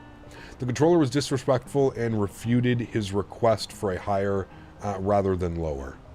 Yeah. And again, maybe that whole thing could have just been some misinterpretation, right? GMC, like, who knows, man? Maybe the controller, maybe although it came off as snarky, maybe he wasn't being snarky, you know? So, I don't know, dude. Like I said, I'm gonna take this as a grain of salt because I just don't know. Yeah. Mr. Midnight Maverick dropping the $5 dono. Gonna arm approach chat. Final approach is here. Huge no floaties to you, Mr. Maverick. Thank you for support, dude. Appreciate you. Says, good morning. Great to see you. Hope you are doing well. I am doing well, Mr. Midnight Maverick. I hope you're doing well, dude. I hope you enjoyed your event. Are you still away right now or are you back? Cap, good morning. Great to see you. Hope you're doing well. I am. Thank you, man. Appreciate it, dude. Cap, just take a compliment like it is. Have much more sympathy for you than some real life pilots. Sure, man. Sure, absolutely. Thank you. Appreciate it, man. And again, like for me, it's not like it's not necessarily like sympathy or anything like that, right? I just, especially in a world where flight sim content creation is just such a small niche market. I hate to just like throw people under the bus and be like, oh well, yeah, like that wasn't like I don't know, man. I didn't see what happened. There's obviously two sides to a story, right? We all can agree with that. Ooh, some white caps down there, chat. Look at that. You definitely know it's windy when you see in a few little white caps. There's always two sides to every story, right? So like I said, man, I wasn't there. I didn't see what happened, and we're just gonna, yeah. That is the easiest way to go about it, my amigos. We're going to pause the music here, friends. We're going to turn our sounds up. We're getting ready to for arrival here. Look at these beautiful views, man. 3,500 feet out over the ocean. Somebody, what strait is this again? Somebody said it earlier, and I forgot it already. Curious, how did you get into flight sim in the first place? Nabil, my grandfather, dude. When I was a kid, like a little kid, man, my grandfather was really into flight sim. Every time I'd come over to his house, he'd have some new joystick, some new gamepad. He'd have the latest and greatest Microsoft version of it, and I used to sit there for hours, man, hours, try and land like a little 172 on like a little Logitech gamepad or something that he bought for me because I couldn't use the yoke and the Koch straight. Thank you. That's how I originally started, man.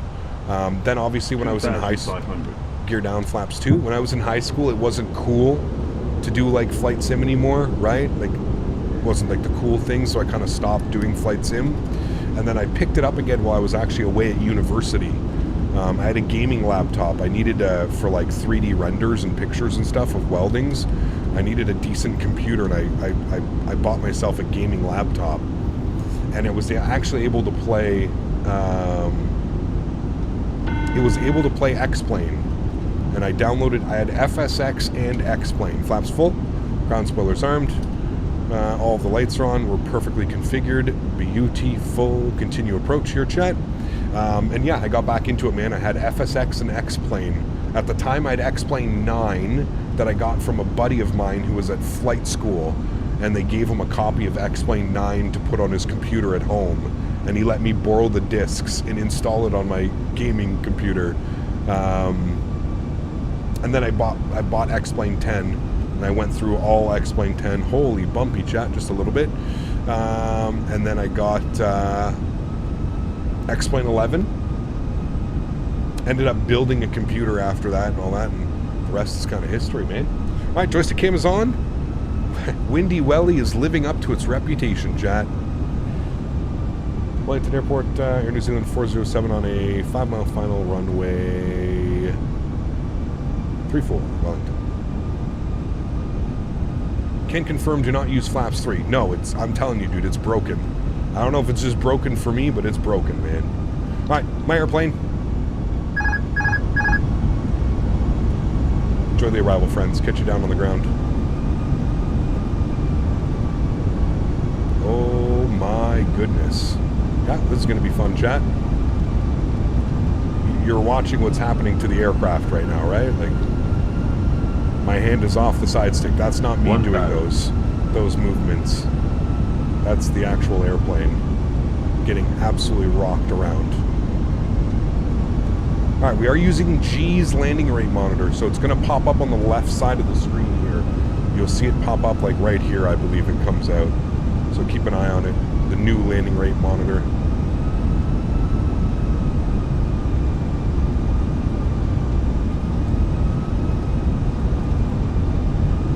Windy Welly, chat.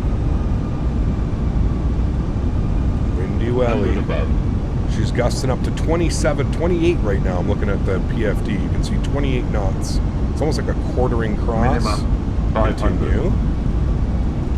A little bit of the turbulence has calmed down just a little bit, so that's good. Getting a little bit low on the slope. We'll bring the nose. Don't want to go pappy chasing all too much, but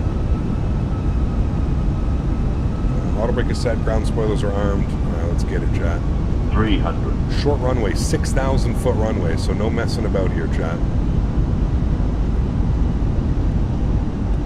200. Look at this arrival. So beautiful, man. 100. 29 knots gusting right now. 50. 40. 30. 10. 5. Nice in the touchdown zone. A little bit of correction. Good. Hold it. Nose down gently. Reversers are out. Ooh, ooh, ooh. Nice. Decelerating.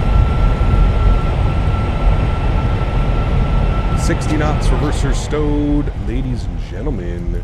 Up and down to Windy Welly. That was a good one. That's why you don't go flaps 3, chat. God, look at this fucking airport, dude. It's got to be one of my favorite airports, man. Like, it's just a literal challenge to get this bad boy in every time. Like, look at it. Like, our departure is going to be incredible. Departing straight out to there. Oh, man. Absolutely incredible. Love it, love it, love it. New LRM. Landing rate monitor stopped working, Monsieur Jarvis. This is called G's landing rate monitor. G's. What was our landing rate on that one, chat? Did we see it? What did it say? It looked like it was a good one. Felt smooth. Fingers crossed it was.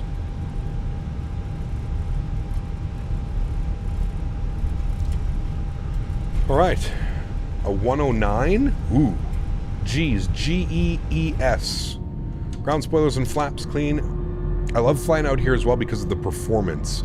If you're running frame gen, the performance of these airports is absolutely amazing. Like we're pulling 60 FPS that whole approach. Absolutely. Click on the top left. What do you mean? Oh, you can pop it out again. Ah, that's nice. Thank you. 109, 104 on the G. Very happy. And a 5-degree left side slip. I guess that was for rudder. I don't know if it's rudder correction. Traffic, Air New Zealand on final for runway 34. All right, we're going gate 21. Wellington traffic. 21 airport. Shit. Hold on, we might be going in here. Is this where we're going in? No, we'll go to the next one. Okay. Next one. Landing lights off. Hey now. Nose light, runway turn-offs, strobes, wing lights. APU master start switch. What country we're in? Read the first sentence in the title. Air New Zealand, Joe. We are in New Zealand, my amigo. Look at all the airplanes. Windy Welly. Cool ass airport, man. That's for sure.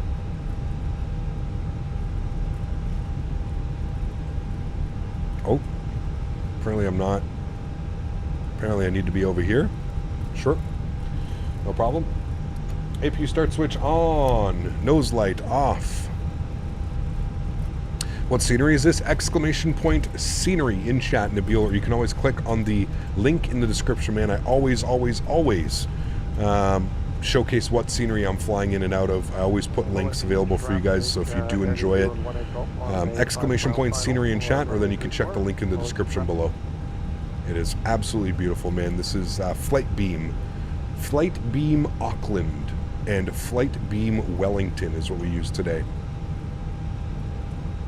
And we're actually flying into a new Dunedin scenery that was it's on the AnyBuild store. So you can put exclamation point scenery 2, and that'll provide you with the link to the Dunedin scenery that we're going to be flying into next, which I'm very excited for. I don't know if we've ever flown into Dunedin.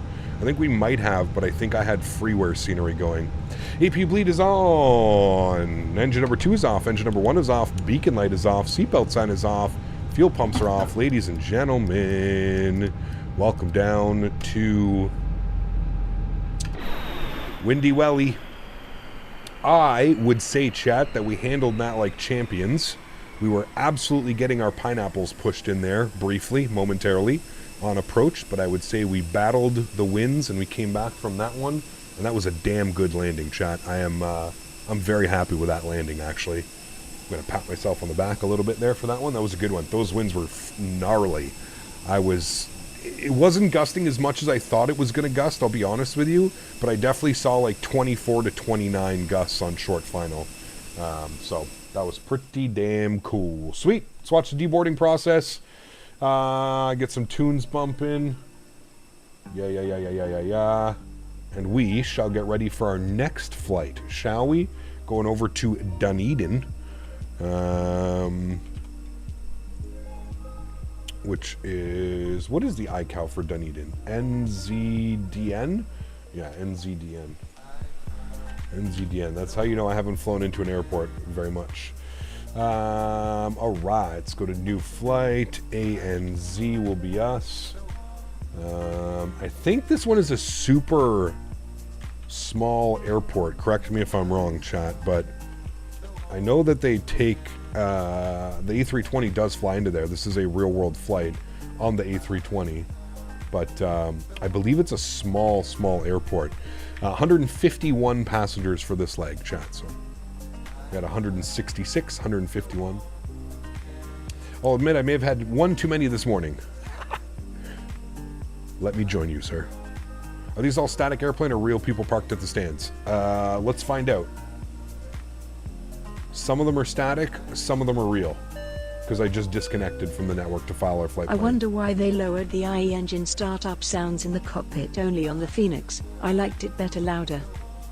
Did they lower them? I haven't noticed that, to be honest with you. I usually start engines from like a wing view or something like that, so I've never really noticed if they lowered the sounds. Anybody else notice that? I don't know. Weird. Air New Zealand 689 is our call sign for the next leg. We'll go ahead and get that done here.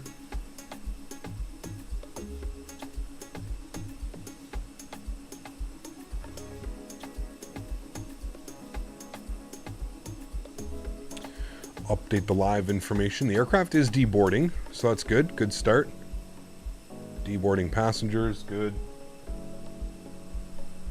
Remember, guys, if you did enjoy that landing, don't forget to smash down that thumbs up button. I know it's a busy day. I saw V1 is streaming, so I do appreciate everybody being here, choosing to hang out on this stream and smash down that thumbs up button. So do me a huge solid if you are enjoying it. Don't forget to smash down that thumbs up, and just know we've got one more flight planned. And then also know that this evening we're going to be doing these return flights. So this evening we're going to be doing Dunedin to Wellington, Wellington back to Auckland. So that's what we'll be doing, man, for this evening stream. So it should be fun. Love the wholesome story about the grandpa getting you into flight sim, no floaties to him. Yes, absolutely. Unfortunately, he's not around with us any longer, man.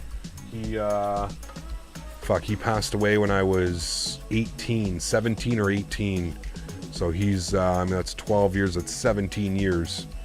17 years he hasn't been around. So, yeah, you know, it's crazy that you say that, man, Nabil, because I, like, genuinely got, like, emotional when this simulator released. I remember flying around, I was in, like, a GA, like a 172 the day that this sim released.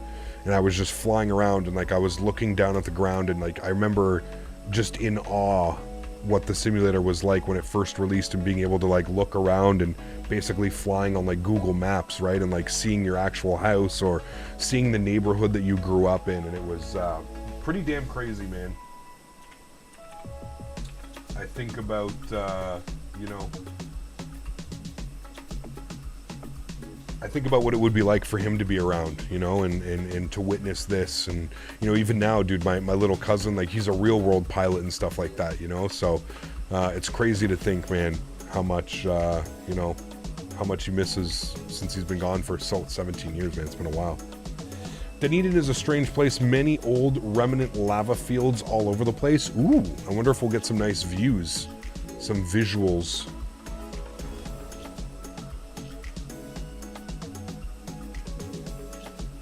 Absolutely, Nabil. Absolutely, man. But I like to always just kind of, you know, play with the idea that they're always up there watching, man. He sees it all, right? He knows about it.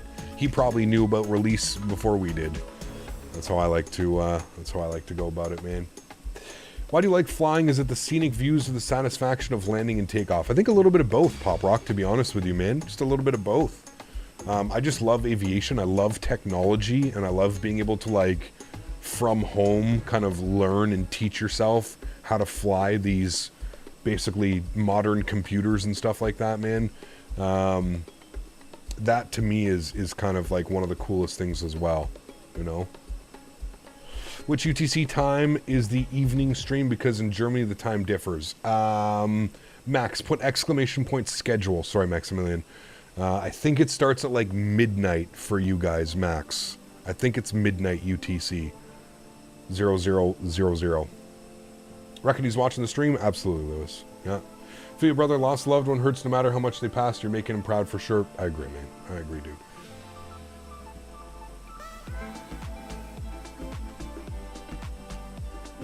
It's 1:30. Oh, there you go.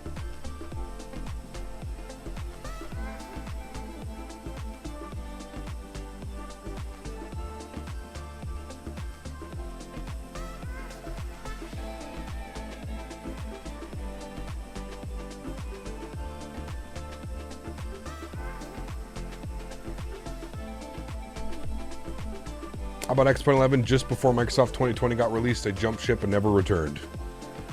Yeah? I mean, I don't think you're alone, to be honest with you. I really don't think you're alone.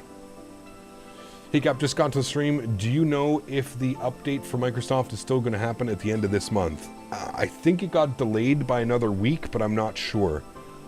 If somebody can confirm or deny that, I saw somebody put in chat that it's coming out on May 6th or 7th now. May 7th or something. Erin, what's up, man? Good to see you, dude. Welcome. Hope we're doing well, dude.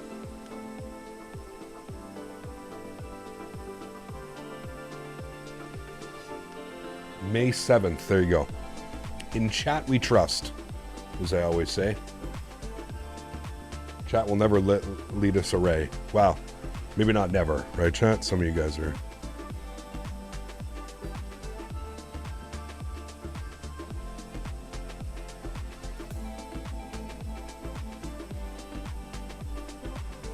How you doing? Quick question. How can you find your landing altitude in the PWG 737? What do you mean your landing altitude? Charts are going to be your best friend. Charts will give you all of that information. Like, I'm assuming you mean like landing elevation of the airport, or do you mean like, yeah.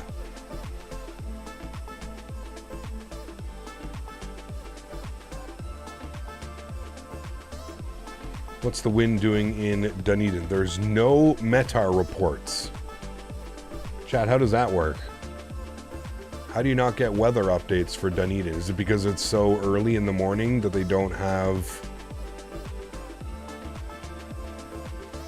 I mean, it's a 6,200 foot runway. It's longer than Wellington. On the overhead panel it says flight out and land out. Okay, so yeah, so your cruise level, your flight altitude would be your cruise level, Lanty, and then your airport elevation you would put in. Your airport elevation can be found on any approach chart.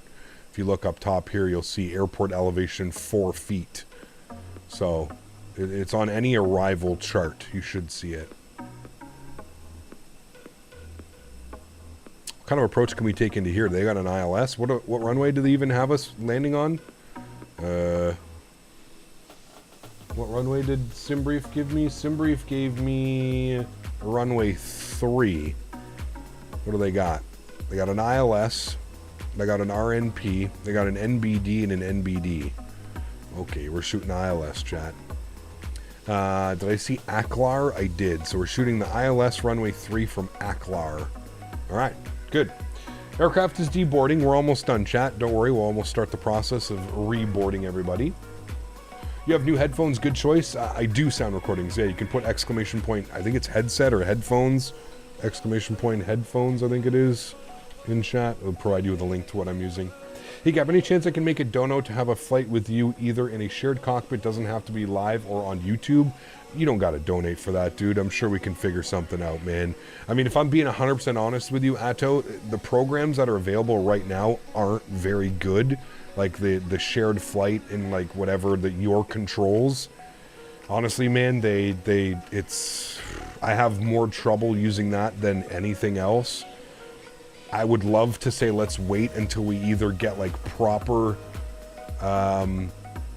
shared cockpit stuff from Microsoft. I don't know in 2024 if that we're going to be getting that, Microsoft 2024, but I mean, we can try, man. You don't feel like you have to donate though, dude. Like, just understand that like I live an insanely busy life outside of like my stream schedule.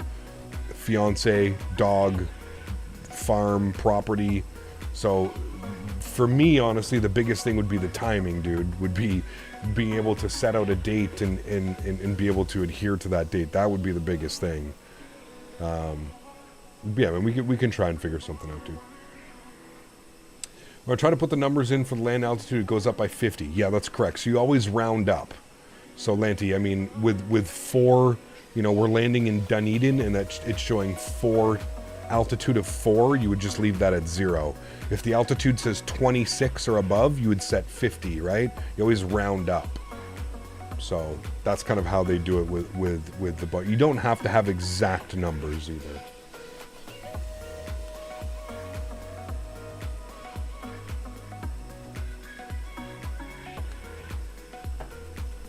Jump on Microsoft now. I think I'm going to do some WestJet.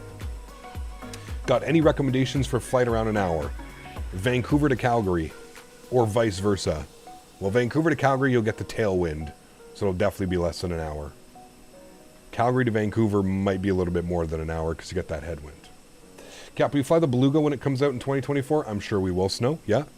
I don't know if we'll be flying it all the time and it'll go into like always into our rotation, but yes, I would like to do some Beluga ops. I think that could be fun for sure. YYC to YFR is always a gooder. Absolutely, dude. WestJet. That's like as WestJet gets. Calgary to Vancouver. I'm pretty sure they do that flight 10 to 15 times a day. Balders, hello, my friend. Good to see you, man. Welcome back. Hope you're doing well. St. Louis to Chicago. That's a great one. But he said he wanted to do WestJet, Ganesha. WestJet ops. So gotta be some Canada love.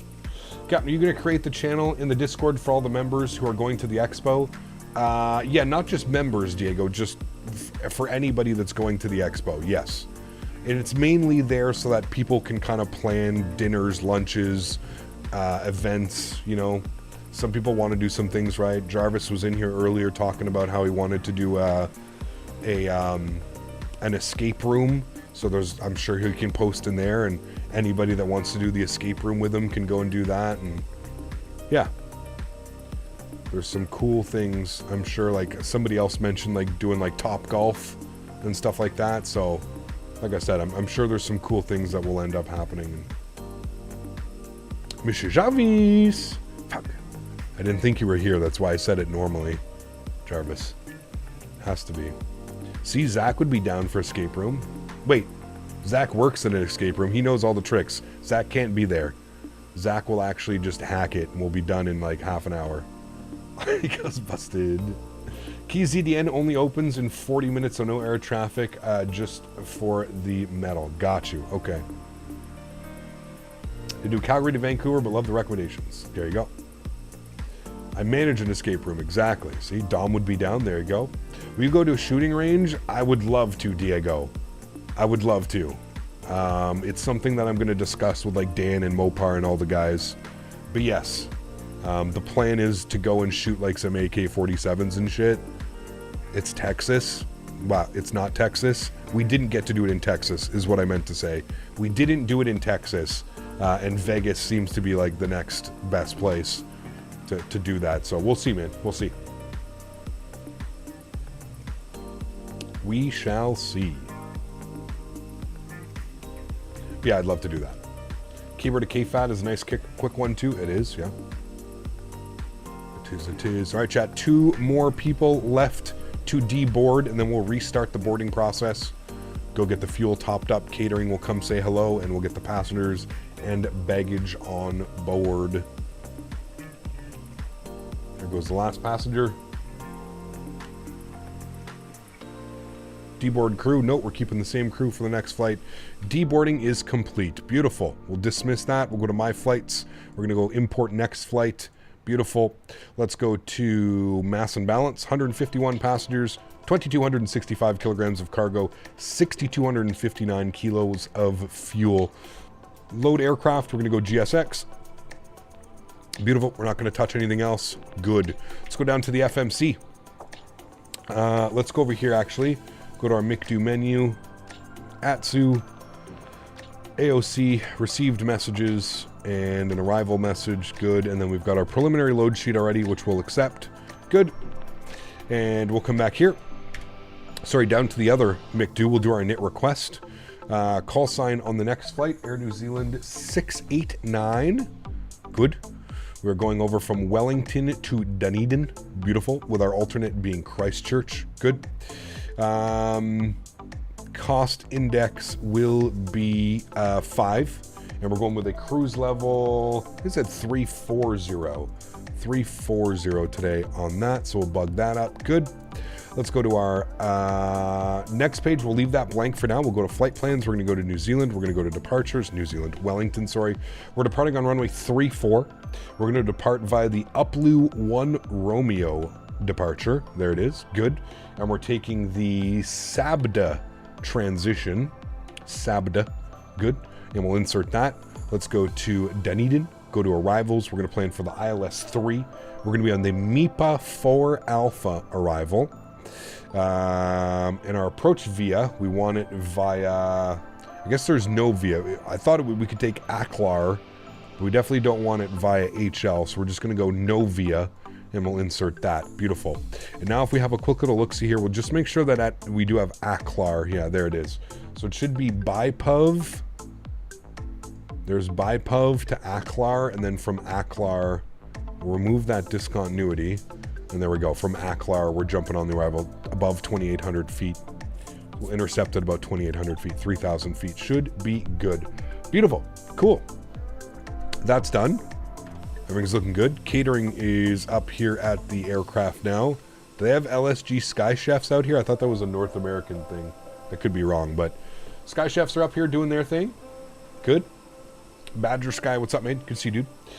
When do you arrive into Vegas? I arrive around late afternoon on the 20th. I'm there on the 19th, and my flight gets in at 3 p.m. 3 p.m. on the 19th. I've got 160 on board my 737 full cabin. Love to see it. There you go, Lewis. Nice. Strody, what's up, man? Good to see you, dude. Welcome back.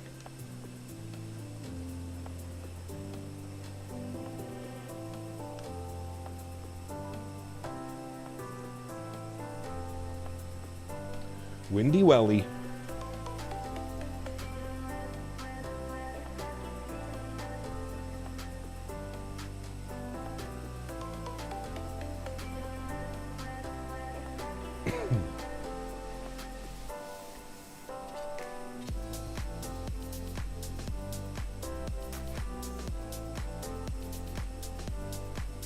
Listen to the cockpit startup sounds. Let me know what you think. Okay. Do you have the thing turned off? I know there's a sound setting, isn't there? In the sim settings, sounds or something, cabin. I thought there was like a thing you could do to make it so like the sounds were less in here. Maybe I'm wrong. Wait, what can you do? Frame mount, window mount? Interesting.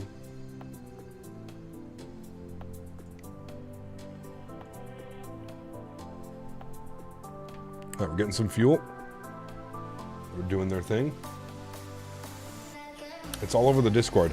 Weird. Honestly, can't wait for the expo. Yes. Are you flying with Porter? I am. Yeah. Very excited. Porter on their Embraer E195 E2.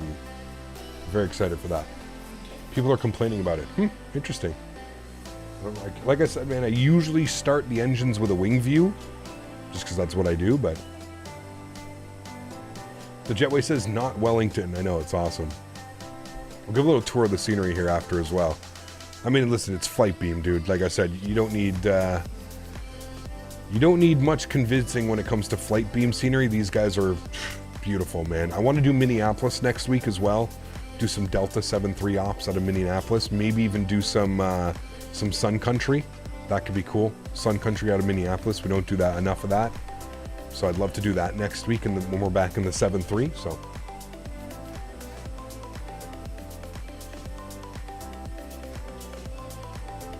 there you go, Polo. Very cool. Did you update your flight tape of Boston? No, I saw that it had an update though. I saw that they had an update. I have it on my Orbex account though, Dom. Or whoever asked, Diego, sorry. And it usually takes a good couple days for Orbex to like get the updates and put them up. I didn't plan on flying into Boston anytime soon. We just did Boston. Last week we did Boston twice. So we'll be back to Boston, but Minneapolis is the most mid-airport maybe ever. What do you mean, in real life? I don't know. I really like it in the game. It's beautiful. Saw once Sun Country did MSP to YYZ, which was strange. Well, they're a charter, right? So it makes sense. They probably had a special charter. So need to get back into Microsoft. Burnt myself out keeping up with real life sports ops. Took a break from it. There you go, Strody, yeah. Hey, Cap, what made you decide to fly New Zealand instead of Europe with tons of ATC and traffic? I love flying in here. I love flying in New Zealand, man, and it was time. It was time to get back to New Zealand, dude. It had been a while. All right, we're done fueling. Passengers are going to start boarding now soon. Keep getting an ELEC warning on the master caution. Do you have everything turned on? That sounds like you don't have your hydraulic pumps maybe turned to auto and on. Lewis, what's up, man? Good to see you, dude. Welcome back.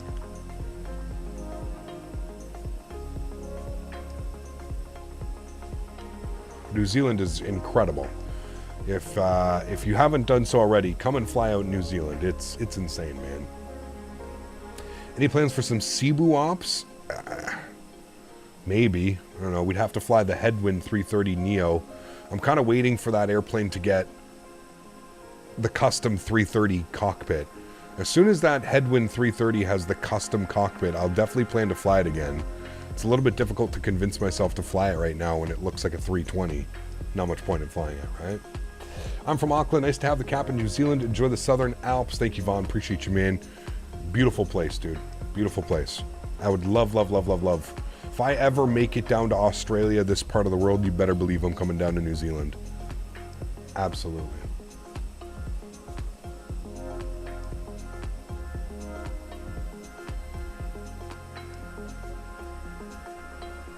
They have 320s? Maybe. Yeah. All right, passengers and baggage loading has begun.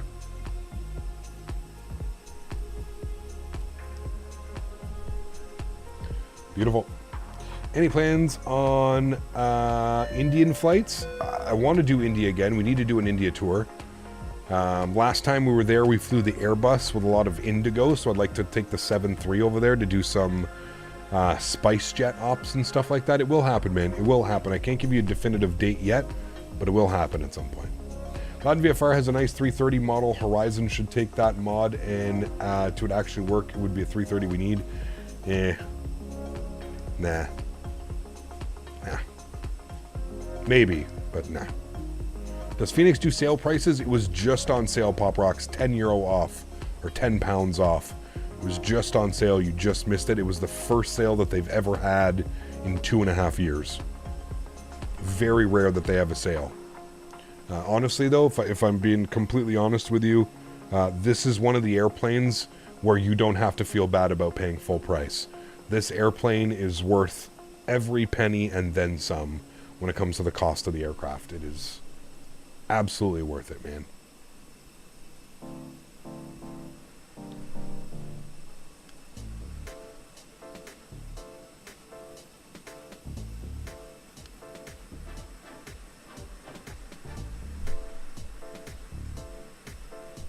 Mike, 35 months. Appreciate you, dude.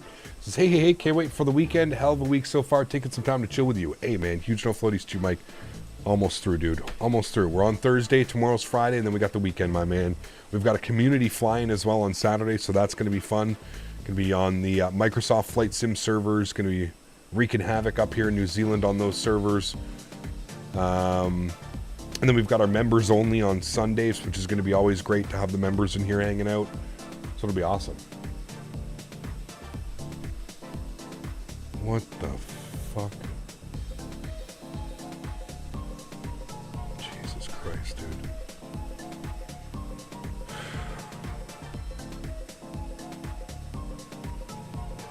I don't think we'll ever see an Asobo 330. Not Asobo, you mean Aerosoft. The Aerosoft 330. Yeah, I mean, who knows, dude? Who knows, man? I'm ill with COVID at the moment, so happy to be watching you. Ronnie, hope you feel better, man. I was ill, Ronnie, for like a month straight. I don't know what the hell was going on. Was brutal. I still have no clue what was causing it and what it was, other than some type of like infection or bacterial fungus infection. I have no goddamn clue, dude. But I was struggling, man. Fenix so good that when there's a 319 out and they ask for $100, I wouldn't even think twice. That's how good they are.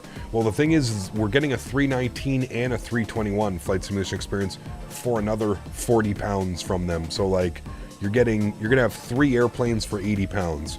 319, 320, 321. And that should be coming out sooner than later, man. I'd really like to think by the expo we have a 319, 321. Fingers crossed it doesn't take them that long. They've already said that it was supposed to be going into beta very soon, so yeah. Right now I don't care about Aerosoft or whatever they do. Whenever they do release it, I'm definitely picking it up. I mean, yeah. Hello, Robert. Good to see you, man. Welcome back. Hope you're doing well. I have a floaty. Well, I don't know. That's bad. Bad.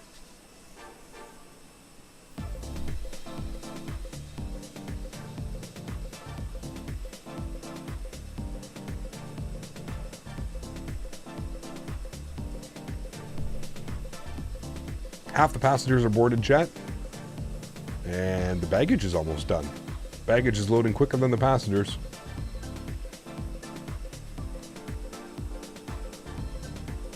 New Delhi to VNKT Kathmandu with stunning approaches. That would be fun, Johan. Yeah.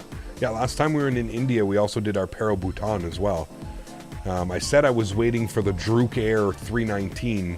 I was waiting for the 319 to come out before I would go back and do some Paro Bhutan and stuff like that. So we'll see, man. Hey, Capitano, greetings from Poland. Michael, good to see you, man. Welcome back. Hope you're doing well, dude. You ever done any flights into Nadya? Nice scenery by Any Builds. Where is that? Dom. York said they will try to license Microsoft 24 as a professional sim like X-Plane with the FAA. That'd shut everybody up real quick, wouldn't it, Lilo? Fuck me. Sorry, pardon my French. I have a feeling the A320 and 380 won't be released till after 2024 is released. Maybe. We'll see, man. It's in Fiji. That'd be kind of cool. I'll have to take a look.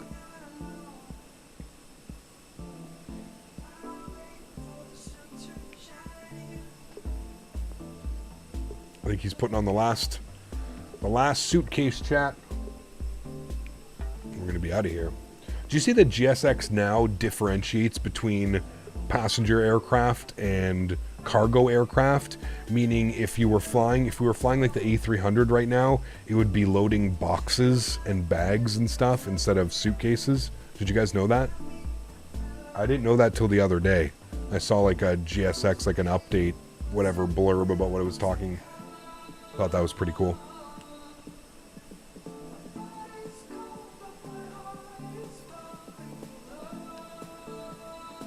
My tug driver has an incredible French accent.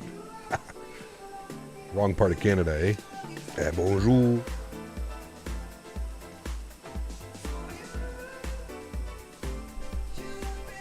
Are you watching X-Men 97? What's that? Considering I don't know what that is, I'm going to say no. I'm not. Here's Wellington Airport, chat. Wild at heart. I believe they actually have the inside modeled as well. There's some bars and some stuff. Cool ass airport, man. Like I said, just cool scenery, dude. I'm going to try my best to give us as many wing views off of departure so that we can all take it in. But stunning, stunning, stunning scenery. Worth every penny. Again, flight beam doesn't mess around. You'll see even on the taxi out. It is just beautiful. We've got 109 of 151 passengers, chat. 42 more passengers left aboard. We've got the correct amount of fuel. We've got the correct amount of cargo on board as well. So everything's looking good.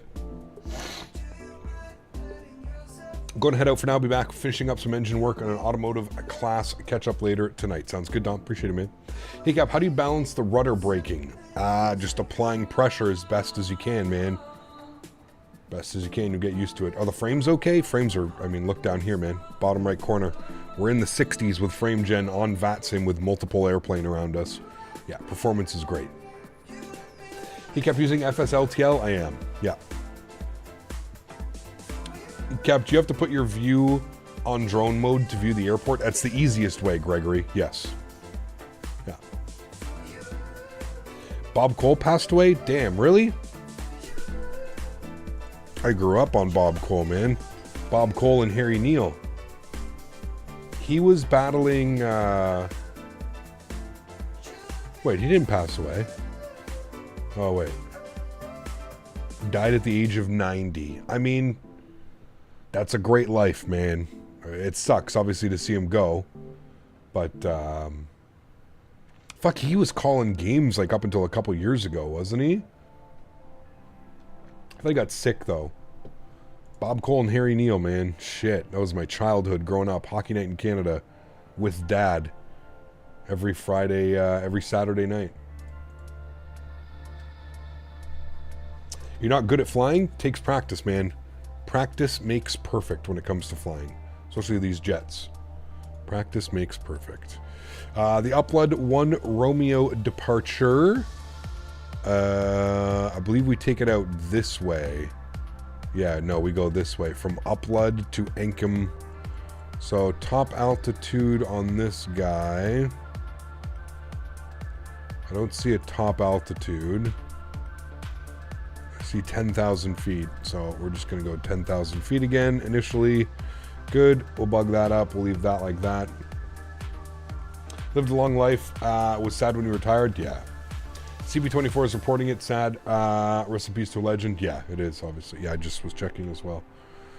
Making sure it was true. Unfortunately, it is true. You don't have Microsoft 2020? Okay, what simulator do you use? Any good hockey tonight? I think so. Great hockey games last night, dude. Boston-Toronto was a great game if you watched it. Boston won. Yes, fuck the Leafs. Sorry, pardon me. Sorry, chat. I know a lot of you in chat, or a few of you in chat, actually enjoy watching the Maple Leafs. Apologize for my outbursts. There's also the Edmonton-LA game was great. Went into overtime. Rick, what's up, man? Good to see you. You watched the Boston game? Yeah, it was a great game, man. Great game. Anytime the Maple Leafs lose, it's joyous throughout Canada. We should have like I really think we should have a dedicated day when the Maple Leafs get eliminated every year, just to get dedicated day a year. Of course, no Matthews, no Marner. All those guys making 11, 12, 13, 14, 15 million a year. No shows. No shows when you need them the most. Let's go to our NITREF. Cost Index 5, cruise level 340. Beautiful. I'm going to pause the music chat because we're about to push back. That's all set. We'll go to our performance numbers. While that's going on, let's go ahead and get our beacon light on, fuel pumps on, seatbelt signs on. Good. That should start the pushback process. Turn that up, leave that like that. Good. Jet bridge should be disconnecting, which it is. Beautiful. And we'll go grab our departure performance. Go up top. Hello. Runway 34, surface conditions are dry. We're doing a flaps 1. Force token no, anti-ice off, packs on, sync live weather, sync load sheet, calculate V speeds. Good. Oops, didn't mean to do that. Good. 32, 40, 40, 1/down, 04, 53 on the flex. You know what, chat? Let's do a toga. Let's do a toga takeoff out of here, and we'll recalculate that. Good. That's all set. That's good. Sweet. Cool. Let's send that all down to the McDo. Good. It's been sent down to the McDo. Beautiful. And we'll toga out of here with those beautiful engine sounds. All right. Upstairs, everything looks good. We're all ready for push and start. They should be connecting the tug. There it is. Locking gear. Beautiful. Go Knights, go. Caps, your team in the playoffs? No. This is the first leg or the second leg? This is the second leg, Rick. Started stream just over 2 hours ago. Sim update 15 delayed till May 7th. Yes, I saw that today. I mean, again, no real rush, man. For me personally, I don't really think there's anything major other than the A320neo, which is probably why it's getting delayed again. We've got our finalized load sheet, chat, here. 151 plus 5. We'll accept that. Beautiful. Clear that out. We are going... surprised there's not a custom push here. Tail to the left. I don't know how this is going to work, but let's see how this works. Alright, engine mode selector, the start position. Sounds are up. We will block time start. Good. And we'll spool up engine number 2. Enjoy. They're putting in a fix for DX12 leaving texture corruptions. Yes, I saw that, which is good. People were saying, though, that it hasn't... I don't know. People were saying they haven't noticed much of that. I don't get it all that often, JJ, so I can't really say, like, oh, it's something that needs to be fixed, but...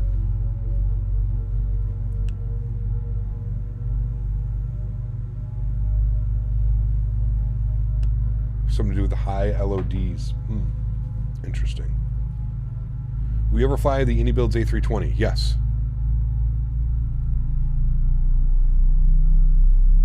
Turn your LOD up to 140 or more, and it won't do it?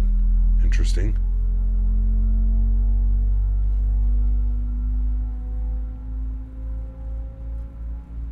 I hope we're not pushing into anybody. Okay, we're good.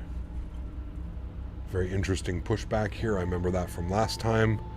They literally take you like out from the ramp, right? They have to take you up from the ramp, so. And then they end up putting you right here on the taxiway. And we'll spool up engine number 1. Enjoy. Is GSX pushback the same as the one from X-Plane? Not really, no. No. The one from X-Plane, you have to like manually select where you go. GSX, you usually download a profile for an airport. And I'll take you there. Ooh, look at that. Nice departure. Beautiful. You're good at flying. Thank you. Appreciate it. Oh, if you turn your texture res past 140 is when it does it. Got you. Okay, thank you for the clarification.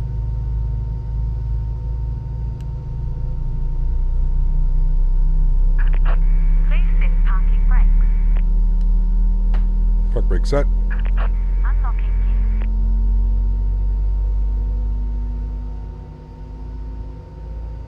Love the Airbus startup. It is beautiful.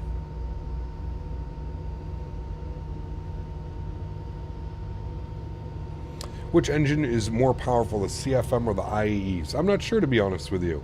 I don't know which has more of an output. I think the IAEs do slightly. I think they get better performance, but I'm not quite sure. Hear different? I mean, I don't know. Not really. Still hear the engines. Flaps 1.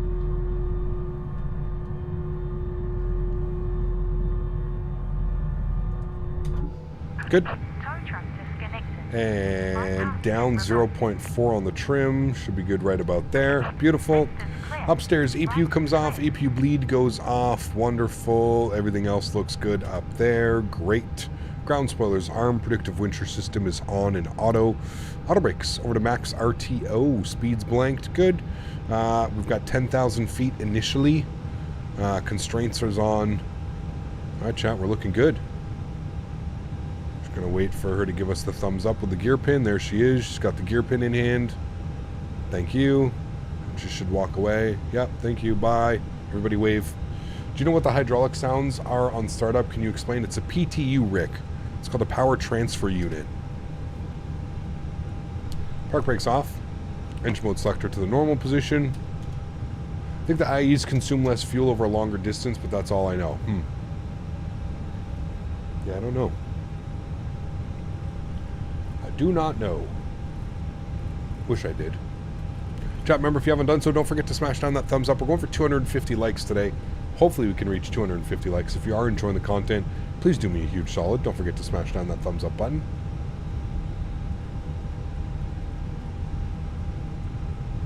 We're going to exit here.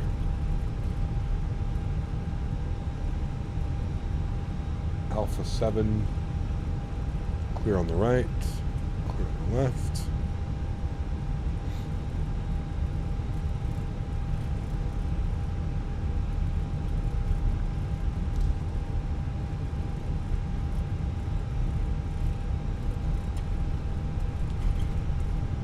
Alright, nose lights on, left the ramp area.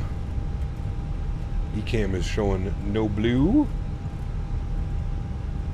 CFM's more efficient for shorter flights, IE more efficient for longer flights. According to Google, the IE's V2500 engines are certified for maximum takeoff thrust at 31,600 pounds of force. Typical certified thrust rating is 27 to 30,000 pounds. There you go. So a little bit more.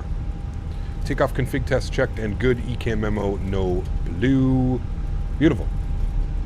Stig Aviation did a thing on IE engines with close-ups and how many 320s actually are still in use with the IEs. It's a lot. There you go. Matthew, what's up, my man? Good to see you, dude. Welcome back. Happy Thursday, man. We are down here in New Zealand, specifically Windy Welly. Is that FedEx? I thought I saw FedEx. Yeah, I do. FedEx. Down here in Windy Welly. Enjoying Wellington. Had a beautiful arrival in earlier from Auckland. And we're about to take on about the hour-long flight with stunning visuals on departure. Over to Dunedin. Wellington traffic, Air New Zealand 689 are lining up runway 34. Wellington. Alright, line ourselves up here with the runway chat. Short runway, so we're going to try and use up as much of it as we can. Roger, Dodger. Alright. Looking good. Beautiful lineup. Give ourselves as much room as we can. Nice center line. We'll hold that. We just had a departure out, so we're going to give him about an extra minute for that. About to fall asleep. Safe flight clap. Hope it's a butter. Rick, take care, man. Thanks for being here. Appreciate you. Have a great evening. What the fuck? Or what?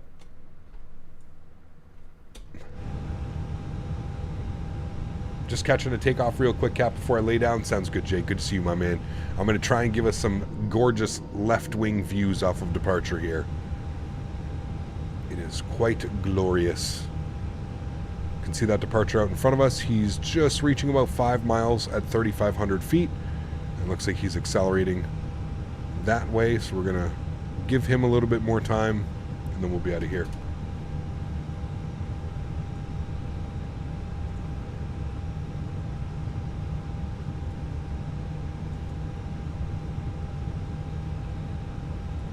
So our stream tonight, New Zealand, it is Matthew. Yeah, we're doing the return flights. So we're doing Dunedin to Auckland, Dunedin to Wellington, Wellington to Auckland. That's the plan tonight. We're gonna just do the reverse of what we did. I thought about going into the US. I don't know, maybe. We'll see. I may still do some flights. It is Thursdays in Toronto. I thought about doing Minneapolis to Toronto. I don't know. We'll see, man. We'll see. Because there's not a lot of flying. The only thing is there's just not a lot of flying in New Zealand that you can do, that you can take an A320. So I may end up doing something out of Toronto or something. I don't know. We'll see. All right, joystick cam is on. Enjoy the departure, my friends. Sounds are up. Let's get the hell out of here. Park brake is off. Let's do it. Throttle's up to about 40%. Remember, we're doing a full toga takeoff today. Good. Stable. Chrono.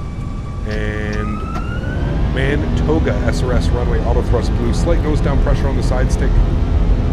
Takeoff power is set. Airspeed is alive. 100 knots for neutral.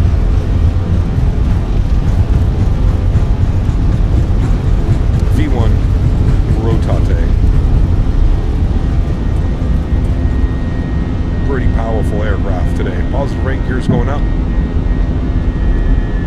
Pitching for climb, about 18 degrees. Give you some wing views here.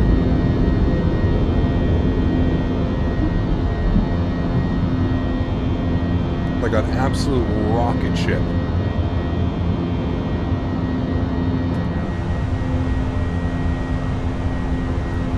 Literal rocket ship, chat. Look at those views too, dude. How many people live in Wellington? I mean, this is just houses stacked on top of each other. Crazy. Oh boy. Bumpy. Throttles down to climb. Ooh. That deceleration, real nice. Bring that nose over. Definitely getting bumped around by those mountains. There's downtown Wellington. A beautiful place, man.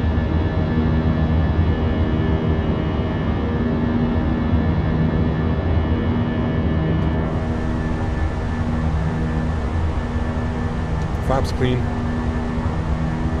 Slight left turn out. A little bit more pitch.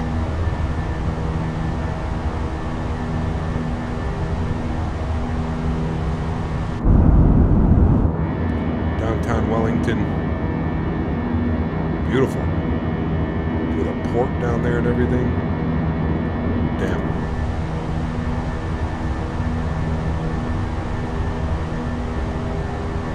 Should get another view as we come around as well.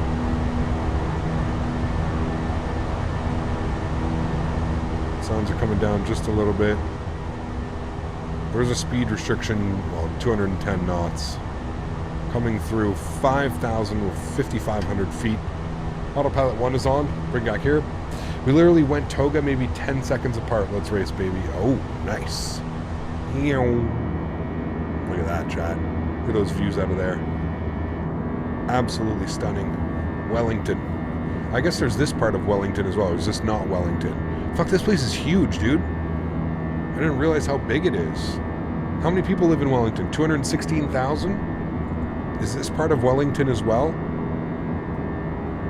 Like they're right up into the mountains.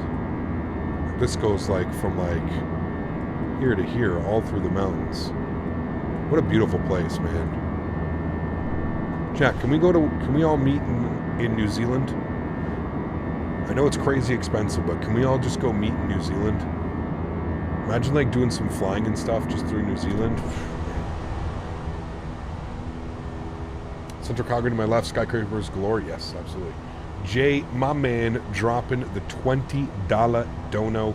Huge no floaties to you, dude. Thank you for your support, my man. I appreciate you, dude. Incredibly kind. I hope you have a great evening, man. Thank you as always for the continued support of the channel, dude. Very, very, very kind. Very generous. Guys, let's get some love and chat for Jay Stevens, my man. Dropping the $20 dono. All right, we got to get cruise altitude. 340 bugged. Good. Continuing the climb. Literally the other side of the world. Hey, man, me too. But, like, come on. Look at those. Look at those visuals, man. How do we not?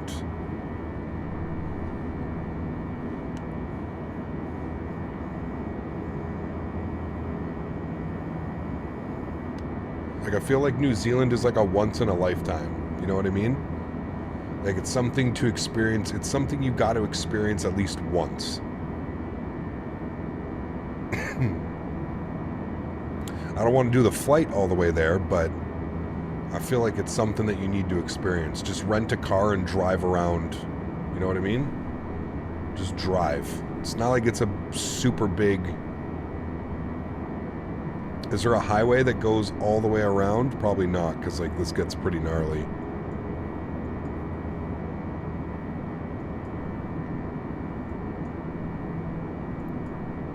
Oh man. I'm assuming there's ferries that run across here as well, all day long. Probably from here, take you all the way out. I'll visit New Zealand, even Australia. Absolutely, man. Yeah. We have several American cities that have more people than all of New Zealand. Well, of course. Yeah, absolutely. Air Canada should do Vancouver to Auckland. Probably do, don't they? Jay, my man, thank you, See dude. you Saturday afternoon, Captain. Yes, sir. Just looked to fly there from Vancouver was $1,100 one way. Yeah, it's not cheap. Not cheap at all, man. Random suggestion, but you should fly to Antarctica when the 777 comes out. Maybe, could be a possibility. Look at that scene right there, though. The clouds in the distance. Flying past Wellington. We're going to be downtown's going to be right here in a second. Dude. I got some fat Rockies in front of me. Are they the Rockies? Yes. Those are the Where's Rockies. my sit back with those winds, Kappa? Also, there's a new Tauranga scenery with sweet ATR action if you haven't checked it out yet. Yes. I'll be there if you ever come down to this part of the world, after Right. a 13-hour flight, of course. Yes. Need lots of stretching material. How's the stretching material in New Zealand? Probably not very good, right? Or maybe it is good? Don't a lot of... I think they do. I follow like a YouTube guy. He's from New Zealand. You guys like your stretching down there, don't you? Like I do. There's downtown. Downtown Auckland. There's the airport that we departed out of. So cool, man. So cool. Love how the water, the photogrammetry through the water as well over there. Damn, beautiful, man. Absolutely beautiful. Have to do the polar route, long haul one time, see how well it's done. Oh man. I don't know. They'll probably do 777-200 LR or 787-900s. Wouldn't want that thing. Anything less than business class on that flight, dude. Could you imagine how much, like, you're probably going like 5 to 10K. Talking business class from Vancouver to Auckland. Yeah. And then how expensive are all these flights? Does anybody know? Like, are these flights expensive within New Zealand? Are these expensive flights to do? Phoenix to Wellington's about $1,500 round trip or one way.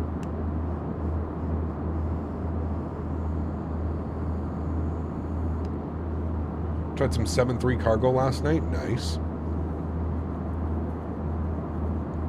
Check out the Marlboro. Sounds nice after you cross the Cook Strait. Okay. About a couple hundred domestic. That's expensive.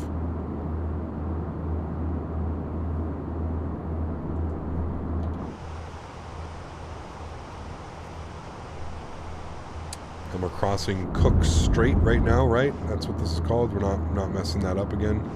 Cook Strait. And we're en route to 34,000 feet.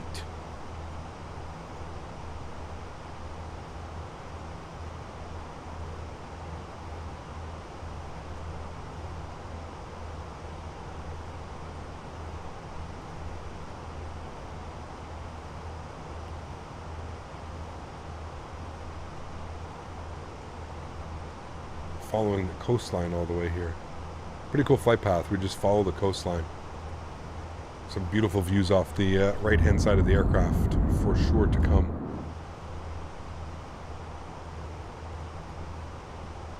Round trip economy and United Airlines. I would imagine a stop in LA, maybe. Yeah. I'll chart us an A320 cap. No worries. We'll just fly them ourselves. Hey, dude. I wish, man. I wish. Imagine money was like, you could just do stuff like that. Like, you could just Elon Musk it. You know what I mean? Just like, yeah, that's fine. No problem. Delta 1 MCO LAX Auckland, $15,000 round trip. And there you go. And that's why we would never do that. That is insane. Orlando to LA to Auckland, 15 grand round trip in Delta One. That's Elon money, dude. This flight is incredible. Swoop over Calgary on departure and then a right into the Rockies is beautiful. Yeah, man, it's one of my favorite flights to do in Canada for sure. Yeah. My round trip Orlando to Singapore in United Premium Economy was 6K USD. Round trip from Orlando to Singapore in United Premium Economy was 6K USD.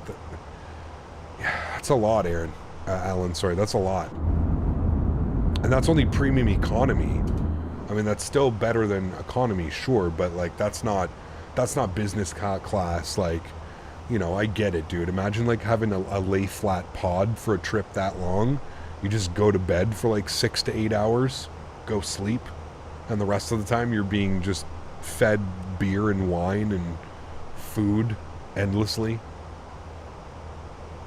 I heard New Zealand's very expensive. Yeah. Company paid but wouldn't pay for business. Got you. Gotcha. That makes sense. If I understood a trip to Tokyo, save some money by flying straight from LA to Haneda instead of flying from Vegas and doing a layover. Got you. Yeah.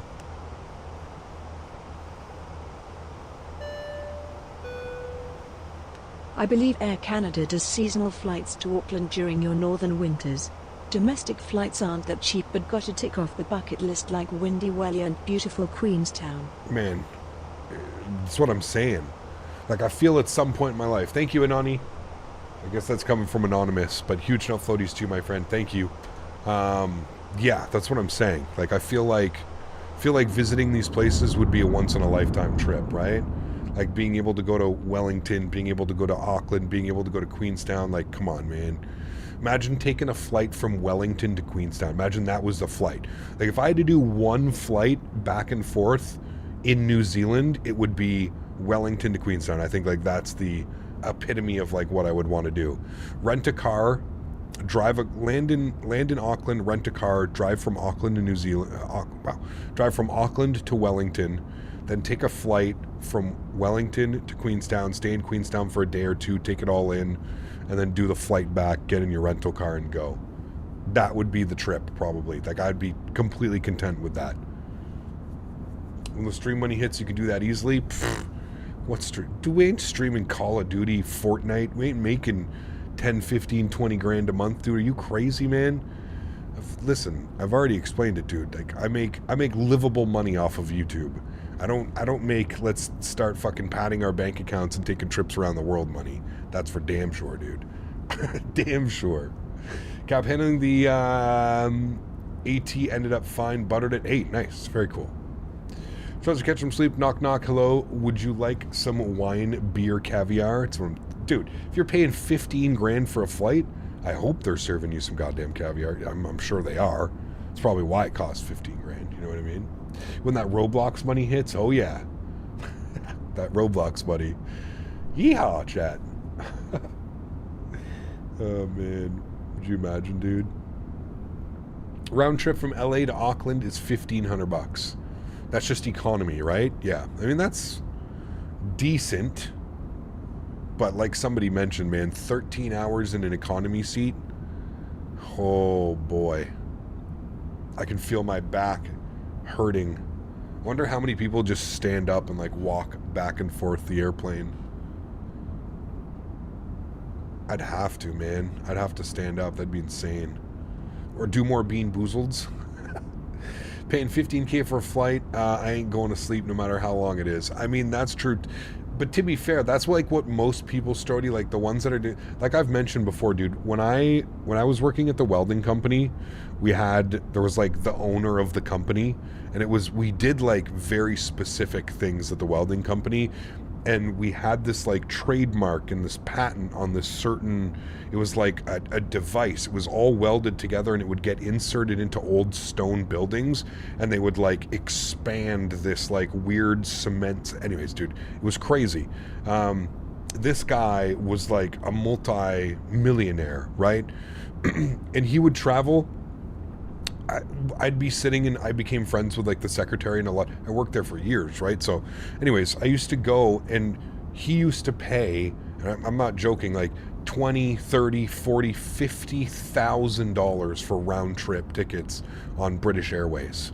Like, he would fly from here, Ottawa, to London Heathrow, 10K one way, BA business or BA whatever, their highest one, just under 10 grand for that ticket. And then he would go, you know, he'd be London to somewhere in the Middle East, go to Cairo or go to Dubai or anything like that for business, for work. 24, 25, 30K. Absolute insanity. It probably honestly was just getting written off for the company because it was business travel. But yeah, this guy was, my God, Chad. It's a whole different level of life. If that's like all I could say. Like, this guy used to come to work and every day he would show up in a different car. And he didn't even live here. He has a house here and he has a bunch of cars here, but he doesn't actually live here. And he would show up to work every day, a new car. He used to have like, what are those old, he had old Jaguars, like restored, old Jaguar cars, like almost like race style Jaguar cars. It's crazy, man. Absolutely crazy. Using the new landing rate? Yes, we are. There it is. That was our landing earlier. 109 foot per minute, 104 on the G, 137. No bounces, which is good. I like this one too because it actually shows you if you bounce or not. You can't lie to it. No lying. What made you switch? Landing rate monitor just stopped working, dude. Last week it just wasn't working. I don't know why. Everything was working. It says it was green. It says it was connected. Nothing was working on it. So I don't know, man.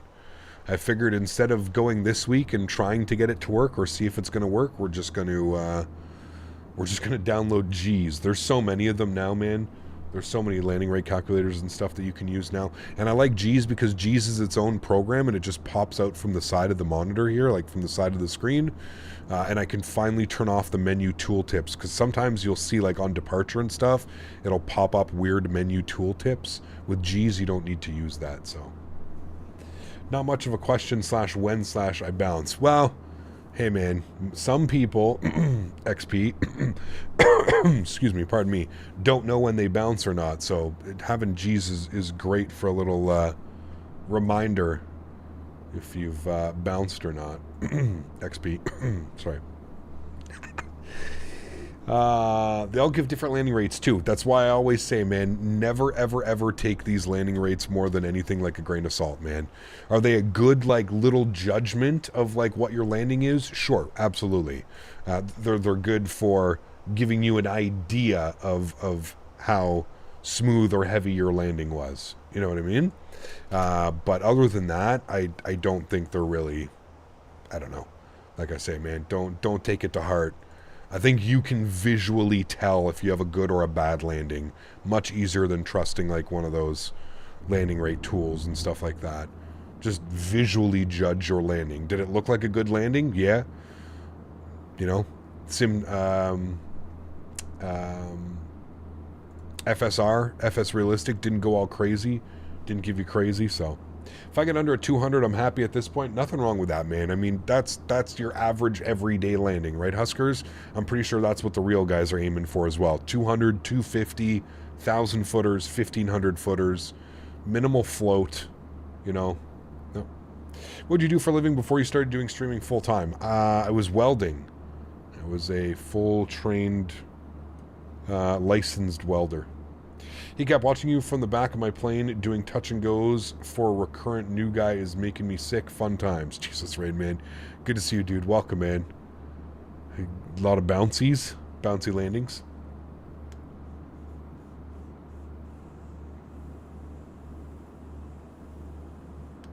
Oh, yeah, he drove a Jag. He drove, I'm trying to think, what are those the old British sports cars? They're super small. Not a Mini, but there's a specific, I forget what it is, man. There's a specific one.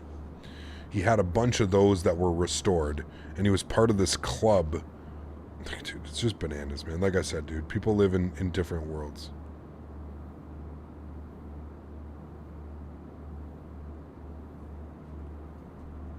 A Triumph. That's exactly what it was. An MG Triumph. That is exactly what it was. Thank you. Yep. That's what it was. And he had, I don't know, he had 3 or 4 of them here. He was in like I said, he was in some club. He was in a driving club, racing club. Yeah. And they were all absolutely pristine and mint condition and different world, man. Different world. Different world.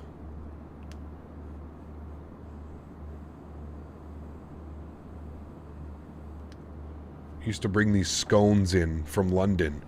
He would fly to London with scones in his backpack so that he could have a scone for breakfast for the couple days that he was here.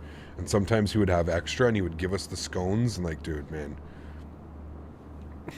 Different world. Different planet. Cap, how's things up there in your neck of the woods? Down here, not too far from Megan, it's 78. Not very warm here today. What is a scone? Oh, dude, scones are like... How do you describe a scone? What is it? It's like a breakfast pastry kind of thing, but not. It's like between a muffin and a cookie. I don't know, dude. Scones are super weird to kind of describe. I don't know how to describe... Chad, how would you describe a scone? I don't know how to describe one. If you've never had one, I suggest trying one. They're good. A fancy sweet biscuit. Yeah, it's a good way. It's 47 here today. Cold. Ray, cold. You have them with tea. Nice little scone and some tea. Mmm. Very nice. Very, very, very nice. Ark, what's up, man? Good to see you, dude. Welcome back. Hope you're doing well, bud. Happy Thursday afternoon. Good to see you. A fancy biscuit. Nice.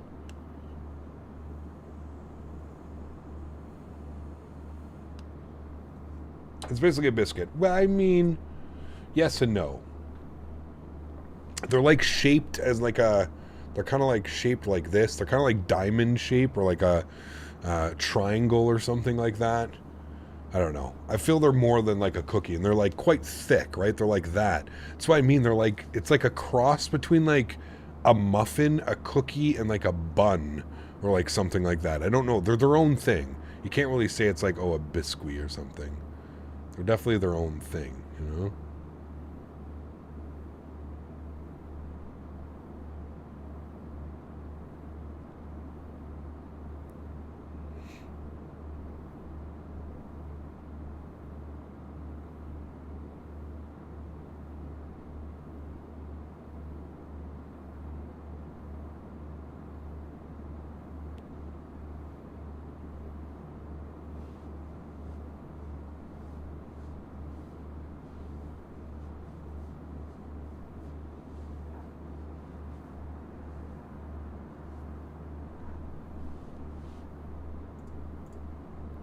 Sounds delicious. They are delicious, I'm telling you. Might have to get a scone for breakfast on my way to the office tomorrow now. I got not too long ago I got some blueberry scones from the bakery here. One of the grocery stores has like its own bakery. Had some blueberry scones. It was delicious. Delicious. 160 miles till top of descent, chat. We're looking good. Should be starting to descend in about 15 minutes or so. Should be good for our descent.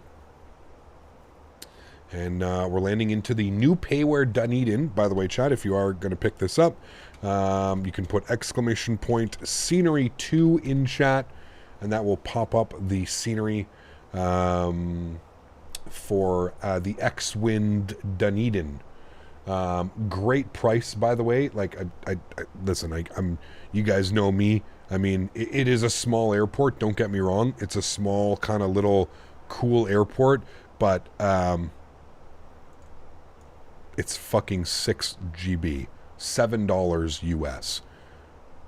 I mean, the texturing, the modeling, the quality of the airport. Like I said, it's small, but it does have jet bridges. They do take real world A320 flights. So there's lots to be had here. Lots of cool pictures of it as well. Here's some more photo galleries we can go through. We're going to be landing on runway 3, so we're coming in from this way. Hopefully we can make the exit. We should be good. Yeah, just some cool little scenery for maybe people that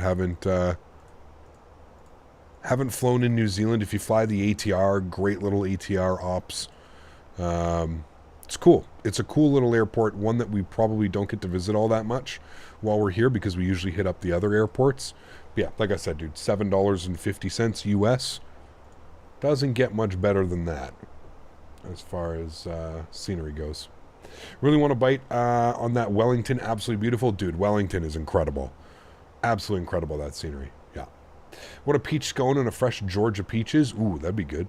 Hey, Cap, when was the last time you flew around Australia? Feel although it's been a while, or did I miss something? Since we've flown around Australia, it probably has been a while, man. Yeah, we need to include Australia as well. Australia needs some love. It has been a quick minute. Yeah. It has been a quick minute, my friend.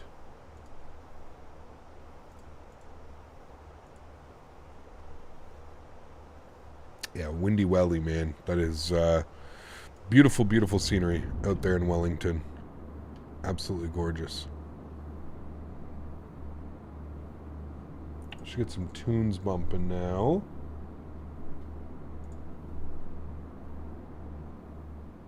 We'll cruise for a bit. Good. It's a bun squid. They're weird. They're definitely weird. But they are delicious. Absolutely. Love me a good scone, man. Funny mention that I made some blueberry scones yesterday morning. Did you really? See? There you go. Wonderful. I'd go for some.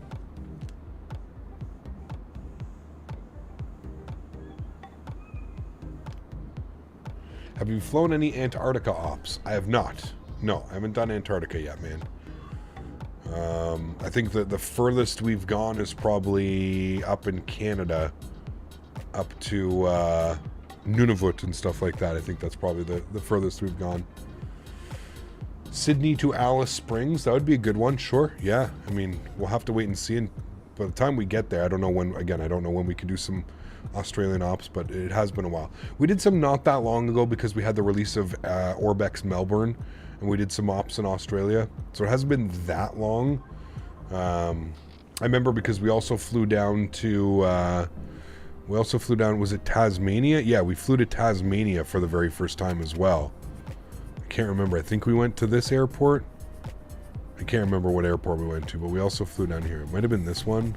What? Davin? I don't know. Anyways, we flew down to Tasmania for the first time as well.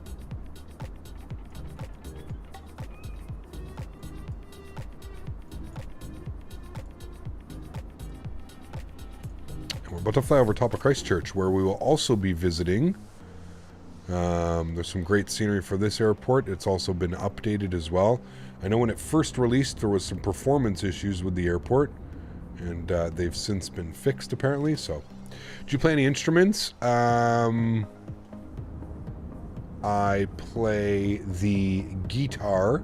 I used to be able to play the piano. Yeah, that's pretty much it, man. Hobart is a great little airport. Yep, that one's fun too. Guess we're just winging it on the weather into Dunedin. Do we still not have an ATIS? Are we still not getting an ATIS report? No METAR report.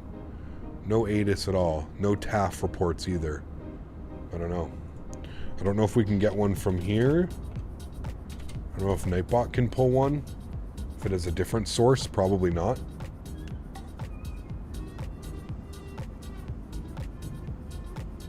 Oh, there we go. We did get one from Nightbot. Winds are 210 at 3 knots. Overcast at 14,000. QNH 004. And this is for auto VATSIM use only. There you go. So there's the weather.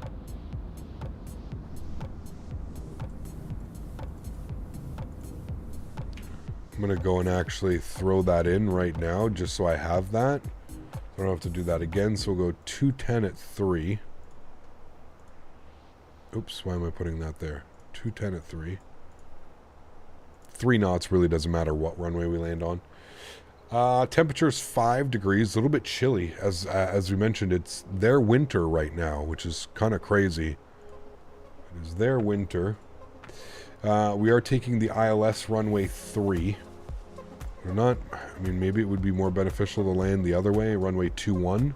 The winds are 210 at 3. What arrivals do they have at 21? They do have an ILS for runway 21. Do they have a cool RNAV approach? No. Okay, I'm actually going to switch runways now, just because of the winds. 210 at 3. So we're going to take runway 21 for the arrival. We're going to go to flight plan, arrival, ILS 21. Nothing else gets changed. The only thing would be approach via. We don't want Sierra Whiskey. Oh wait, Swampy. Maybe we do. Okay. Yes, from Swampy. That should take us.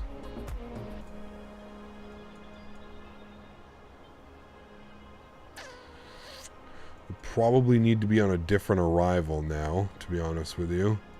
Star. The MyPack 2 Bravo. Yeah, that's the one we need to be on. Okay. MyPack 2 Bravo is what we're looking for. MyPack 2 Bravo. Approach via... Yes. Insert. Okay. And that should take us out and be correct. Should take us to SCAT, and then from SCAT, which is there, in for the arrival. Okay. Good. Performance. 73 miles till top of descent. Nothing much changed with that. We have switched runways. If you're flying with me, do switch your runway because we're doing runway 21 now. The winds are 210 at 3, so it just makes sense to do 21. And the only reason I'm saying make sure you do that is because we're going to have to leave a little bit more room now because we're going to have to do a back taxi. It's going to be a back taxi on the runway back into the terminal, so. And make sure you change your arrival as well. Need to be on the what is it? MyPack 2 Bravo. 4,000 at Bigar. Bygar.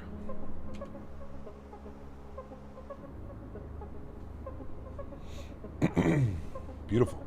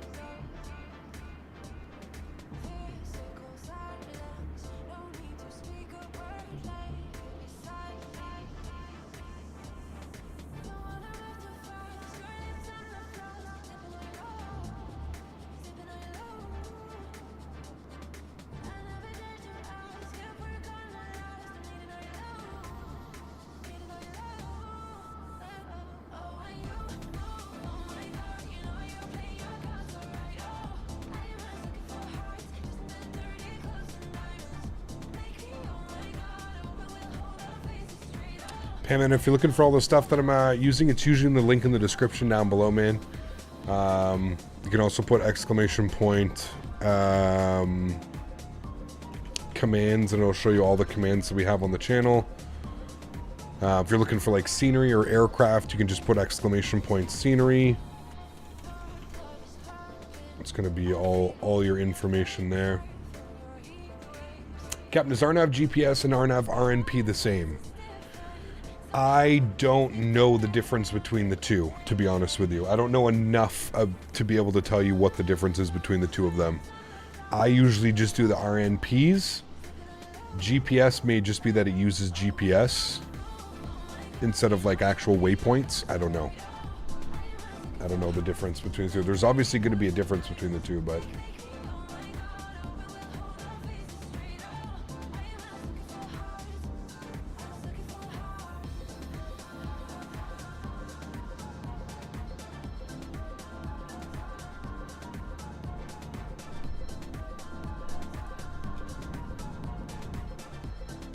Following that coastline all the way down, chat.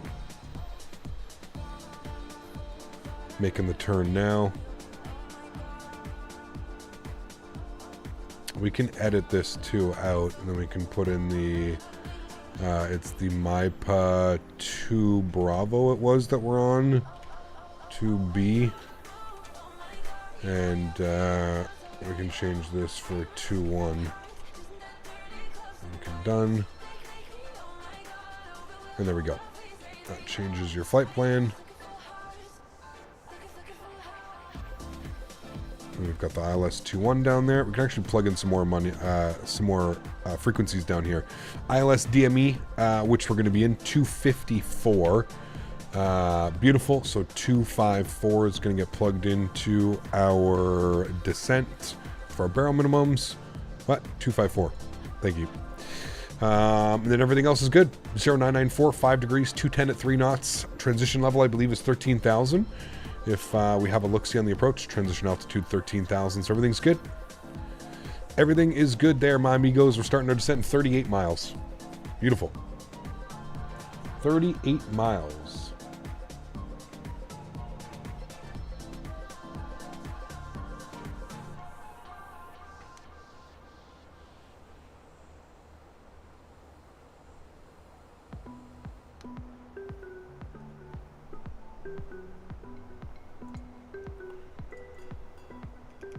Hey Captain, how are you? Aviation Central, good to see you, man. I'm doing well, dude. Hopefully you are doing well as well. Enjoying a nice Thursday afternoon stream over here in New Zealand. Taking in the beauty that is New Zealand in the all-black Air New Zealand livery. Probably one of my favorite liveries. Absolutely gorgeous.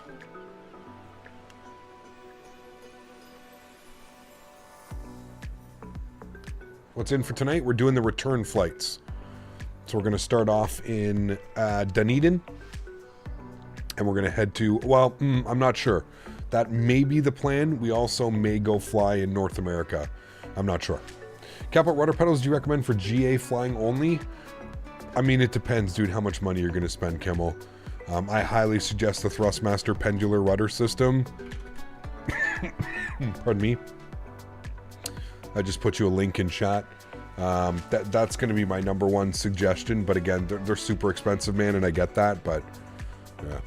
Heading to the Lightning Florida Game 3 tonight. Ooh, Tampa is down 2-0 in this series. Must-win game for Tampa this evening.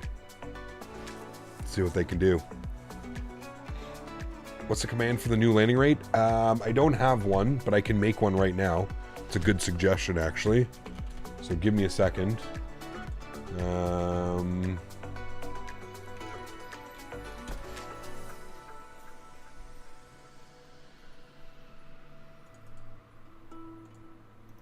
I guess he turned it into a payware one as well at some point this year.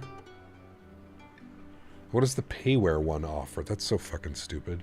$6 for a payware version, which does what? Just gives you more information, I guess. I don't know. Oh, it actually shows like... Okay, that's kind of cool. It actually shows like where you touch down. Still, I would never suggest a payware version of this. Just use the freeware version. We're not real pilots training.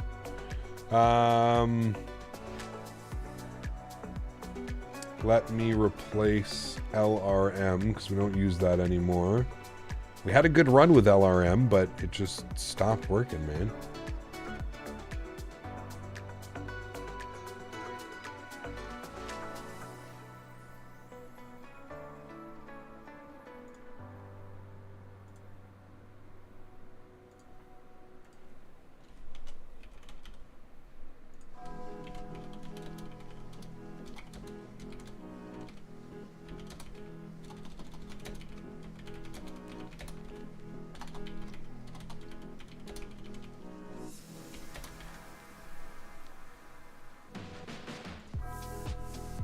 Alright, we have the new command. Exclamation point G's. Ooh, we're going to miss top of descent. No, 10 miles. Good. Exclamation point G's. Should be the new command for it. Now, their New Zealand livery is slick. Has to be one of my faves, dude. It is. It's so good. So good. What's your opinion about... what? I don't even know what that is, man. I'm sorry. I have no clue.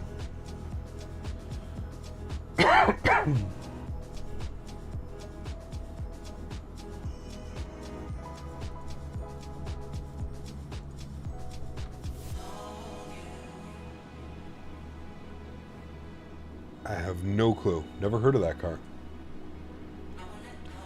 Never heard of that car, man. Please tell me how to fix the cabin at on. I'm losing FPS. No, you're definitely not losing FPS. Go to the go to the Discord. Go to the Fenix Discord, and it's in their Discord, man. The fix. I think it was 5,000 feet. We'll start our descent now. Seatbelt signs are going back on. I think it was 4,000 feet. That's right. So 4,000 feet is getting plugged in. 4,000. Good. Set and checked. Wonderful. Hey, Cap, how you doing? Are you doing a flight night? No, during the day. I don't get to fly in New Zealand that often, so I want to kind of take it all in, man. I want to be able to see the beautiful views, the clouds, the mountain, the terrain, all the farm fields. I've checked the Fenix Discord. Nothing new messages in there. No, it's there, man. You have to go to the Fenix Discord. And you click on Forum Community Posts. Right here. Forum Community Posts. And then you can go sort by all. It's in here, man. There's 28 new ones. You go see all. And then you can go through everything. They're all, it's in here, man. Forum Community Posts. Also, if you're in the Captain Canada, just go to the general chat, Captain Canada general chat, and someone posted a link in there. I can't give you, there's no like direct link unless you're on Discord, then I can send it to you, but it's, other than that, you just have to find it that way. But it's on there. ECAP joining you in New Zealand now. Good to see you, Firefighter. Welcome back, man. Yeah, so go critique. Go to the Captain Canada chat, go to general chat, and scroll up.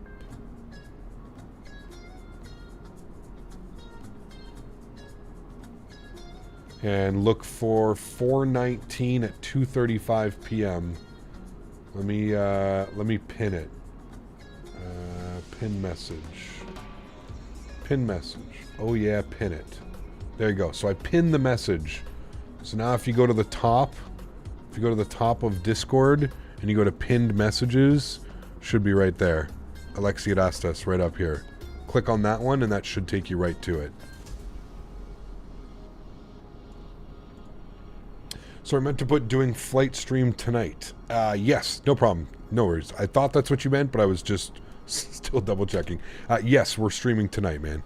Yep, we're streaming tonight. We'll be back here. Ooh, look at that weather system out there. We'll be back here in New Zealand, actually. We're going to do these return legs.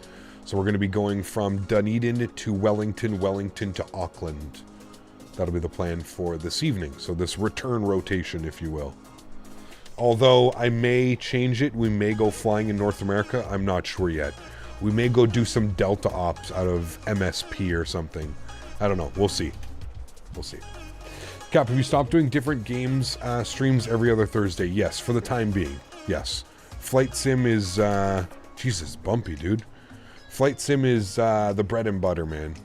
Flight Sim's the bread and butter, and we'll be doing that. Holy, man. We're getting absolutely bumped around. Look at the wing view of that. Getting choppy out there. FSim Studios updated Halifax V2 available for free. Correct, yeah. Looks really good, too.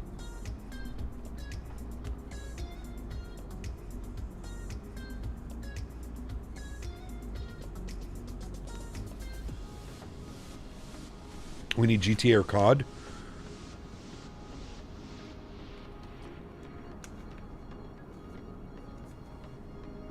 We'll see what the new GTA is going to be like for like RP.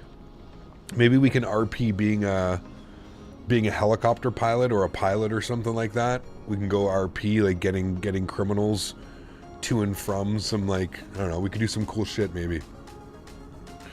Maybe we need to do some RP where we RP as pilots and stuff. ACAP on a Thursday with no METAR, what should you put in the perf data? Oh, at an airport with no METAR, it's a little bit difficult, James. I would just leave it blank instead of just putting in numbers, you know?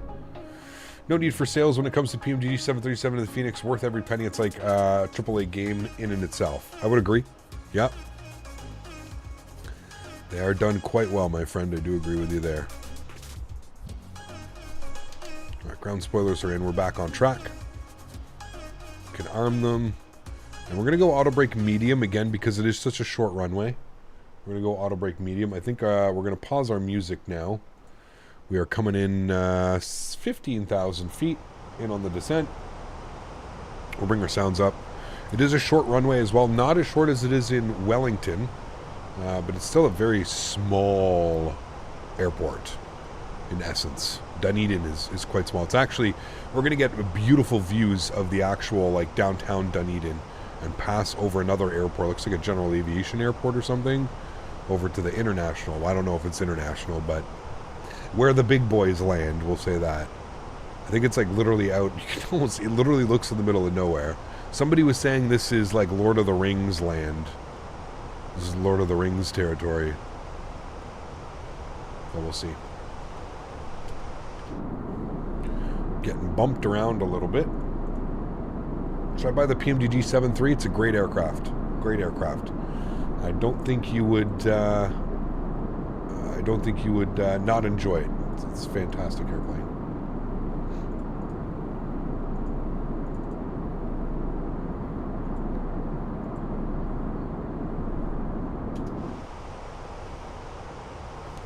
All right, we're through 13,000 feet. Standard barrel, what did we say? It was 0996? 994. 994, good, select. Gonna have to decel on the speed now. Speed's going down 250 knots. We're gonna get a little bit of ground spoiler out here just to help with that descent. Look at the terrain down there. Absolutely beautiful.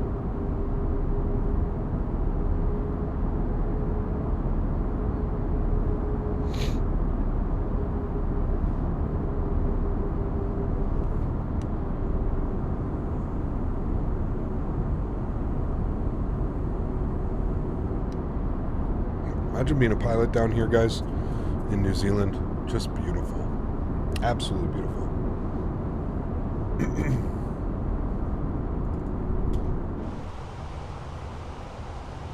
We're coming up on 10,000 feet. Speed's rolling back. Good. Got our landing lights on. Ding the cabin. Make sure that they're ready to go.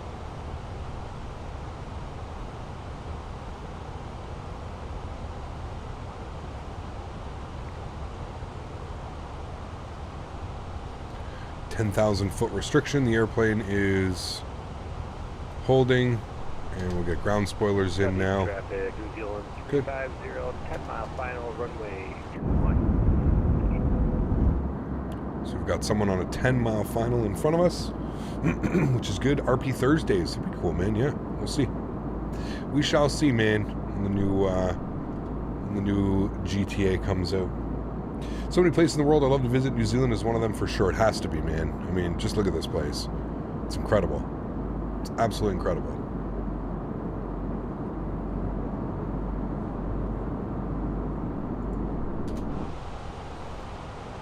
Tis beautiful.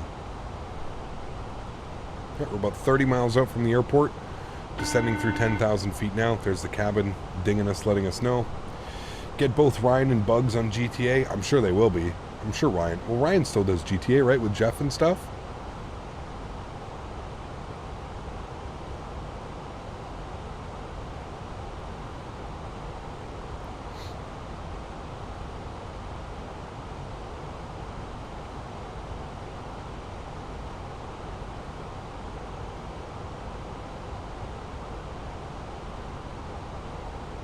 Ah, got you. Yeah, that'd be fun. It'd be fun for sure, Ben. What's your rival runway? Simbrief gave me runway 3. We've got runway 21. If you check out the winds, there's no winds in Simbrief, or sorry, from from Navigraph. But we're able to get some winds here from somewhere on VATSIM it's pulling that from. And the winds are now showing 360 at 2. So probably better to land on runway 3 now. But again, the winds at 2 knots. I'm not going to be too concerned. Runway 21. The winds were blowing down the runway earlier. That's why we suggested it. That's why we took it. You can land whatever runway, man. With the winds at 2 or 3 knots, it really doesn't all that much matter.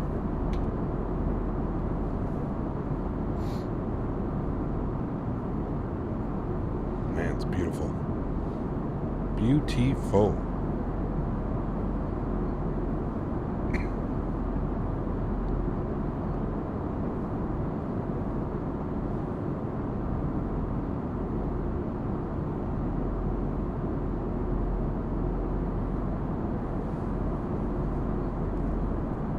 I mean, all of New Zealand, man. I don't think we've done a single flight ever in New Zealand, and it's been like, I mean, wait till we fly this weekend into Queenstown, man. It's just absolutely incredible. Absolutely incredible. Look, I wish I could have been in New Zealand. It's beautiful, man. Beautiful place. I'm really surprised more people don't come and fly here, and they're not more interested in flying in New Zealand. It's one of those places where it's just epic views after epic views. Mountains and water and these cool approaches.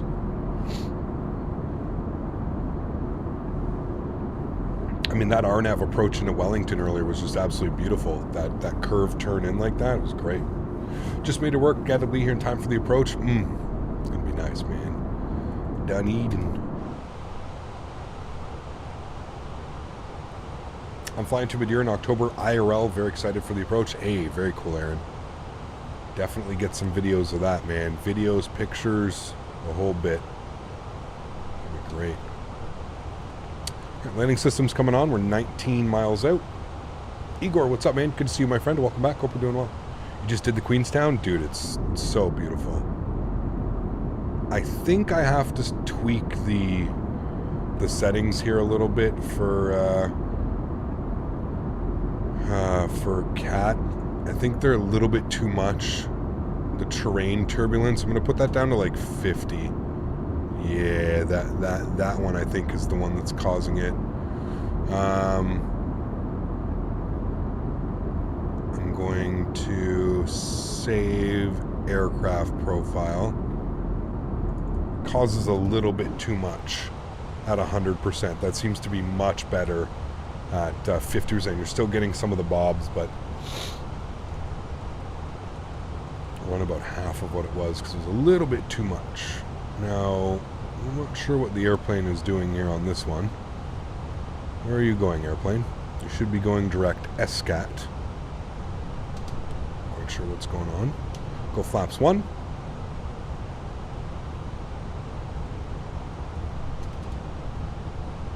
Post them in the Discord? Yeah, absolutely, man. It'd be really cool to see. Really cool to see. Alright, we're going to grab localizer.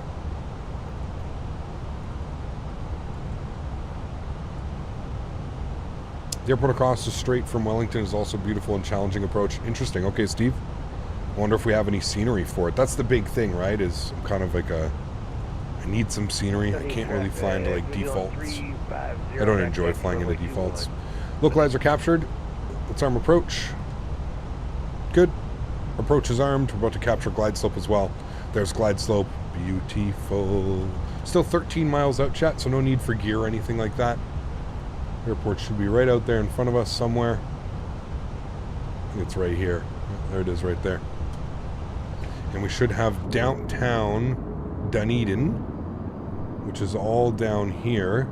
There's like the whole city center, which is kind of crazy. I wonder how far of a it almost feels like the airport was just made as like an afterthought. Like the airport's all the way out here, or is this like the only place they could put the airport? That seems like quite a far drive from downtown, which is here, all the way over here to over here for the airport. Man, that's crazy. Replay, yes, thank you. We'll get the replay. Once we hit 2,500 feet, we'll get gear down. Currently holding 190 knots, which is perfect. Look, I've been busy at work today. Sold 3 sheds. Bomb Tech, good to see you, man. 3 sheds. Shit, you are busy. You getting commission on those sheds? Gear down, flaps 2.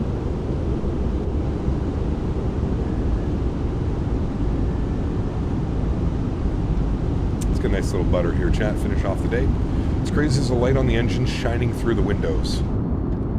Stunning, dude. And this sim is just beautiful, man. Look at the sun reflecting off the wing surfaces. It's nuts. Absolutely nuts.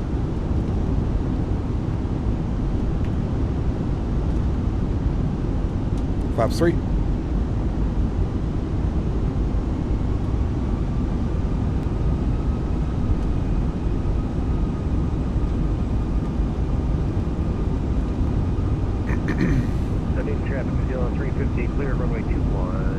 It's weird because the wind is still showing 36 knots. We have a very high approach speed, but that wind should really bleed off here as we get lower. Remember, winds were 2 knots. Commission salesperson? Nice, dude. Hell yeah. Laps full.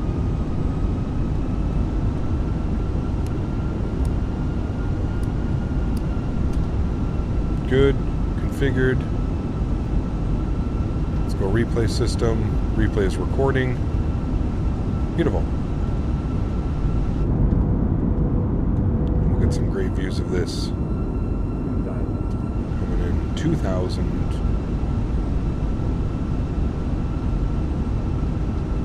You have to use add-on linker? I don't, Zircon. No. No, I have 2 separate hard drives, Zircon. So the simulator is installed on a 1 terabyte SSD. Sorry, M.2. And then I have a 4 terabyte SSD. You flying on Simbit World? I am not, no.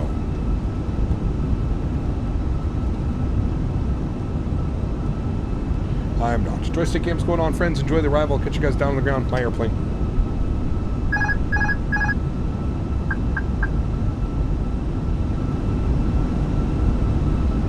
Enjoy, guys.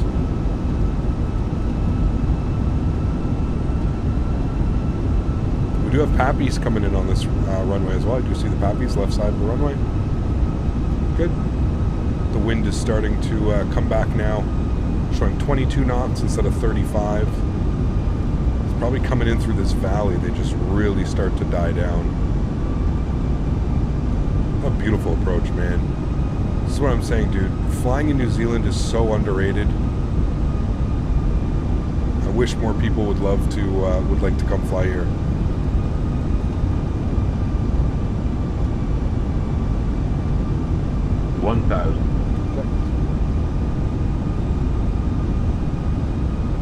Perfect on Pappy, perfect on Glide.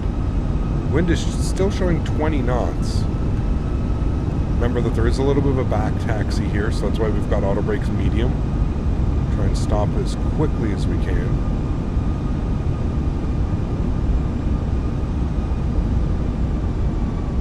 $17 knots on the wind now.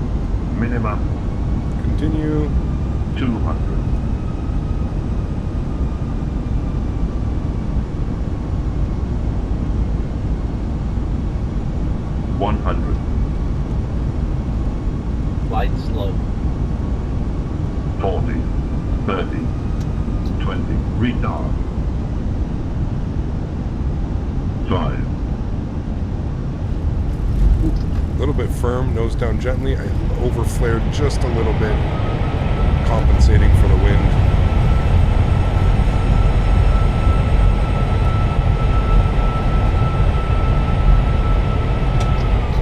Takes it out, reverser stowed. Ladies and gentlemen, welcome down to Dunedin. Yeah, I overflared just a tad, trying to compensate for that wind. Go ahead and spin her around here. Not a bad landing, but more of like your average everyday landing. I don't know why I was getting conflicting glide slopes as well, and that one was a little bit weird. A little bit weird. All right, let's turn her around. Asymmetric thrust. We're using our left thrust right now. Is that the new landing rate mod? It's not landing rate monitor anymore. We're using G's landing rate calculator.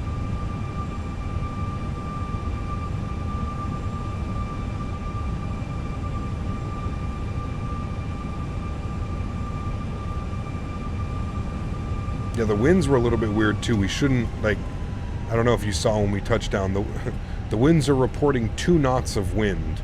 We touched down with a 16 knot quartering crosswind.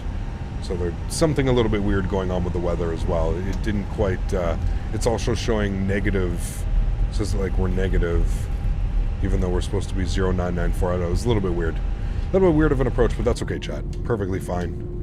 We're up here in the middle of nowhere, New Zealand, so we'll take it. We'll back taxi ourselves to the terminal.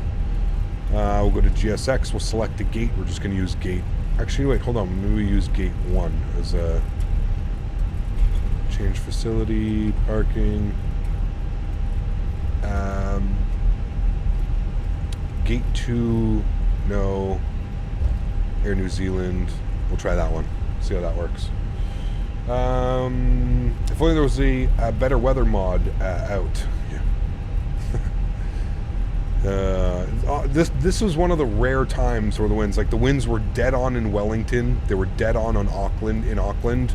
This is just one of those weird ones. Like, there's not even, like, if you go on, like, you can't even get a METAR report off of Navigraph for this. So it makes it a little bit weird. Methinks that, like, the weather stations that are up here are just not available the way that the other ones are, or it's just not open yet. The airport's not open, and they're not reporting any weather so far. That would be my only other one. Pulling off the runway, landing lights are off, nose light, runway turn off, strobe lights, wing lights, APU master start switch is on. That would be my other only guess what it would be. Issues so many New Zealand airports that sometimes they use airports which is nearly nearby for the METARs. True. I mean, that's a pretty big discrepancy. Like, if you put in exclamation point METAR NZDN and you see what that is giving us as opposed to what we actually received, it's quite a difference. Like, this is saying winds 170 at 3 knots. We can all agree that wasn't 3 knots. That was like a gusting 16. That was weird. That was real weird. What do we take? Gate 2, which is going to be straight in for us here. Beautiful. Are you using Toby? I am. Yep. Toby Eye Tracker. I've got a great video up on my on the channel for Toby if you're interested. Let's kill the nose lights. We'll spool up the APU. We do have our replay to watch as well, so we will stop the replay and watch that recording here in a minute. Beautiful. One last time, guys, if you haven't done so, please don't forget to smash down that thumbs up button. Show the channel some love. Hopefully we've reached 250 likes. That was our goal today. And don't forget, we will be back again this evening. We're either going to be doing more New Zealand, but I think I'm going to take us back to North America for our evening flight. I really want to do some MSP ops, some Delta MSP ops. So we'll see. We'll see what we end up doing. Alrighty, park brake is on. APU is spooling. Almost done.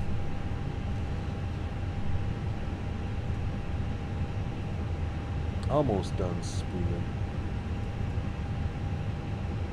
What does your traffic settings look like? What do you mean traffic settings? APU bleed is on. Good. Engine number 2 is off. Engine number 1 is off. Beacon light is off. Seatbelt sign is off. Ladies and gentlemen, welcome down to Dunedin. Beautiful. As I mentioned, cool little scenery, guys.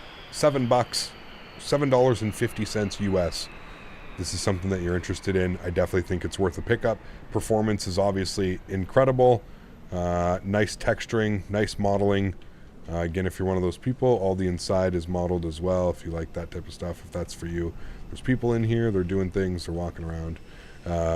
yeah, I would definitely say that this is worth the $7.50 to come and fly out here in New Zealand and give you some new views and some cool new airports to fly in and out of. Very cool. What a great day of flying, guys. I really hope you did enjoy that. We had an absolute greaser of an arrival into Wellington earlier. If you missed that one, go back in the video and check that one out. Winds were gusting, and we somehow put her right down in the touchdown zone beautifully, like 109 foot per minute. This one was a little bit rougher. It says 229 at 102 G. Again, we're supposed to have 2 knots of wind and coming in at 16 knots of a quartering cross. But other than that, great landing. No bounces, obviously, so we're happy with that one. Cool. Let's go ahead and jump inside the aircraft. What we'll do is we'll go to GS... Oh, this guy's still doing things. I'm going to restart the Kutau script. We'll get that done. Good. Let me go to my ground services. We're going to get the aircraft in a ready state. We'll activate that. Good. Got our flaps all the way full for replay. We'll remove the chocks and cones, get the doors closed and all that as well. Get all of that fun stuff going. Good. And we'll get all of our lights on here as well. Ready for our replay. You're on, you're on, you're on, you're on, and you're on. Sweet. Cool. Make sure our flaps are all the way out. Jeez. Exclamation point. Jeez. In settings, simple, your traffic settings, where you choose the traffic in-game. I don't know. I think it's just set to default, man. I don't really mess around with that type of stuff. I think it's just set to default. I think is what it is. Jeez. That's the landing rate monitor that we're using now. Okay, cool. We're good for the replay? Yeah, let's go. Hit this play. Chat, we got to be doing something because it's removing our replay. I wonder what it is. We don't have a replay now. You guys saw that it was there. So I don't know what's going on. I didn't even close the replay tab. I just minimized it like that. And it's been sitting up here in the top corner. But that's the second or third time in the Fenix it's done that with us. I don't know what it is. It works like half the time and it doesn't work the other half of the time. Chat. Okay, panel states. We're going to go turn around with APU, activate, good. And then we'll go GSX and we'll request deboarding. Air New Zealand, yes. And we'll go... What? Yes. Request deboarding. Okay. Well, I don't know, chat. I don't know what's causing that. Like I said, I don't know what the culprit is. I don't know. Again, some weird stuff that have just been happening. I don't know. I don't know why, chat. Got to open up all the doors here. I don't know why, chat. It's been being weird.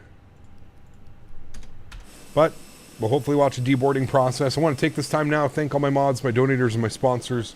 Thank you for everything that you do for the channel. Without you guys here, none of this would be possible. Huge shout out to Tanush today, coming in with $125 in donations. Also GMC with the gifted memberships. Appreciate you guys, man. Thank you so much for the support of the channel. You guys are absolutely awesome. Bauer Silva, wow.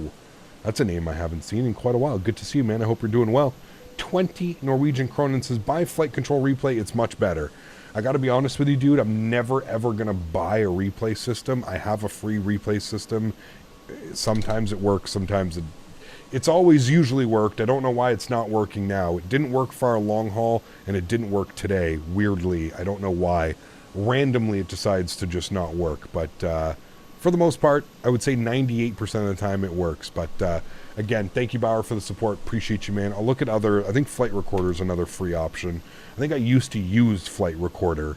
And then I finally said, okay, well, they have it in the game. So I don't know. I'll check out Flight Recorder again. We have G's back again, so maybe I'll check out Flight Recorder.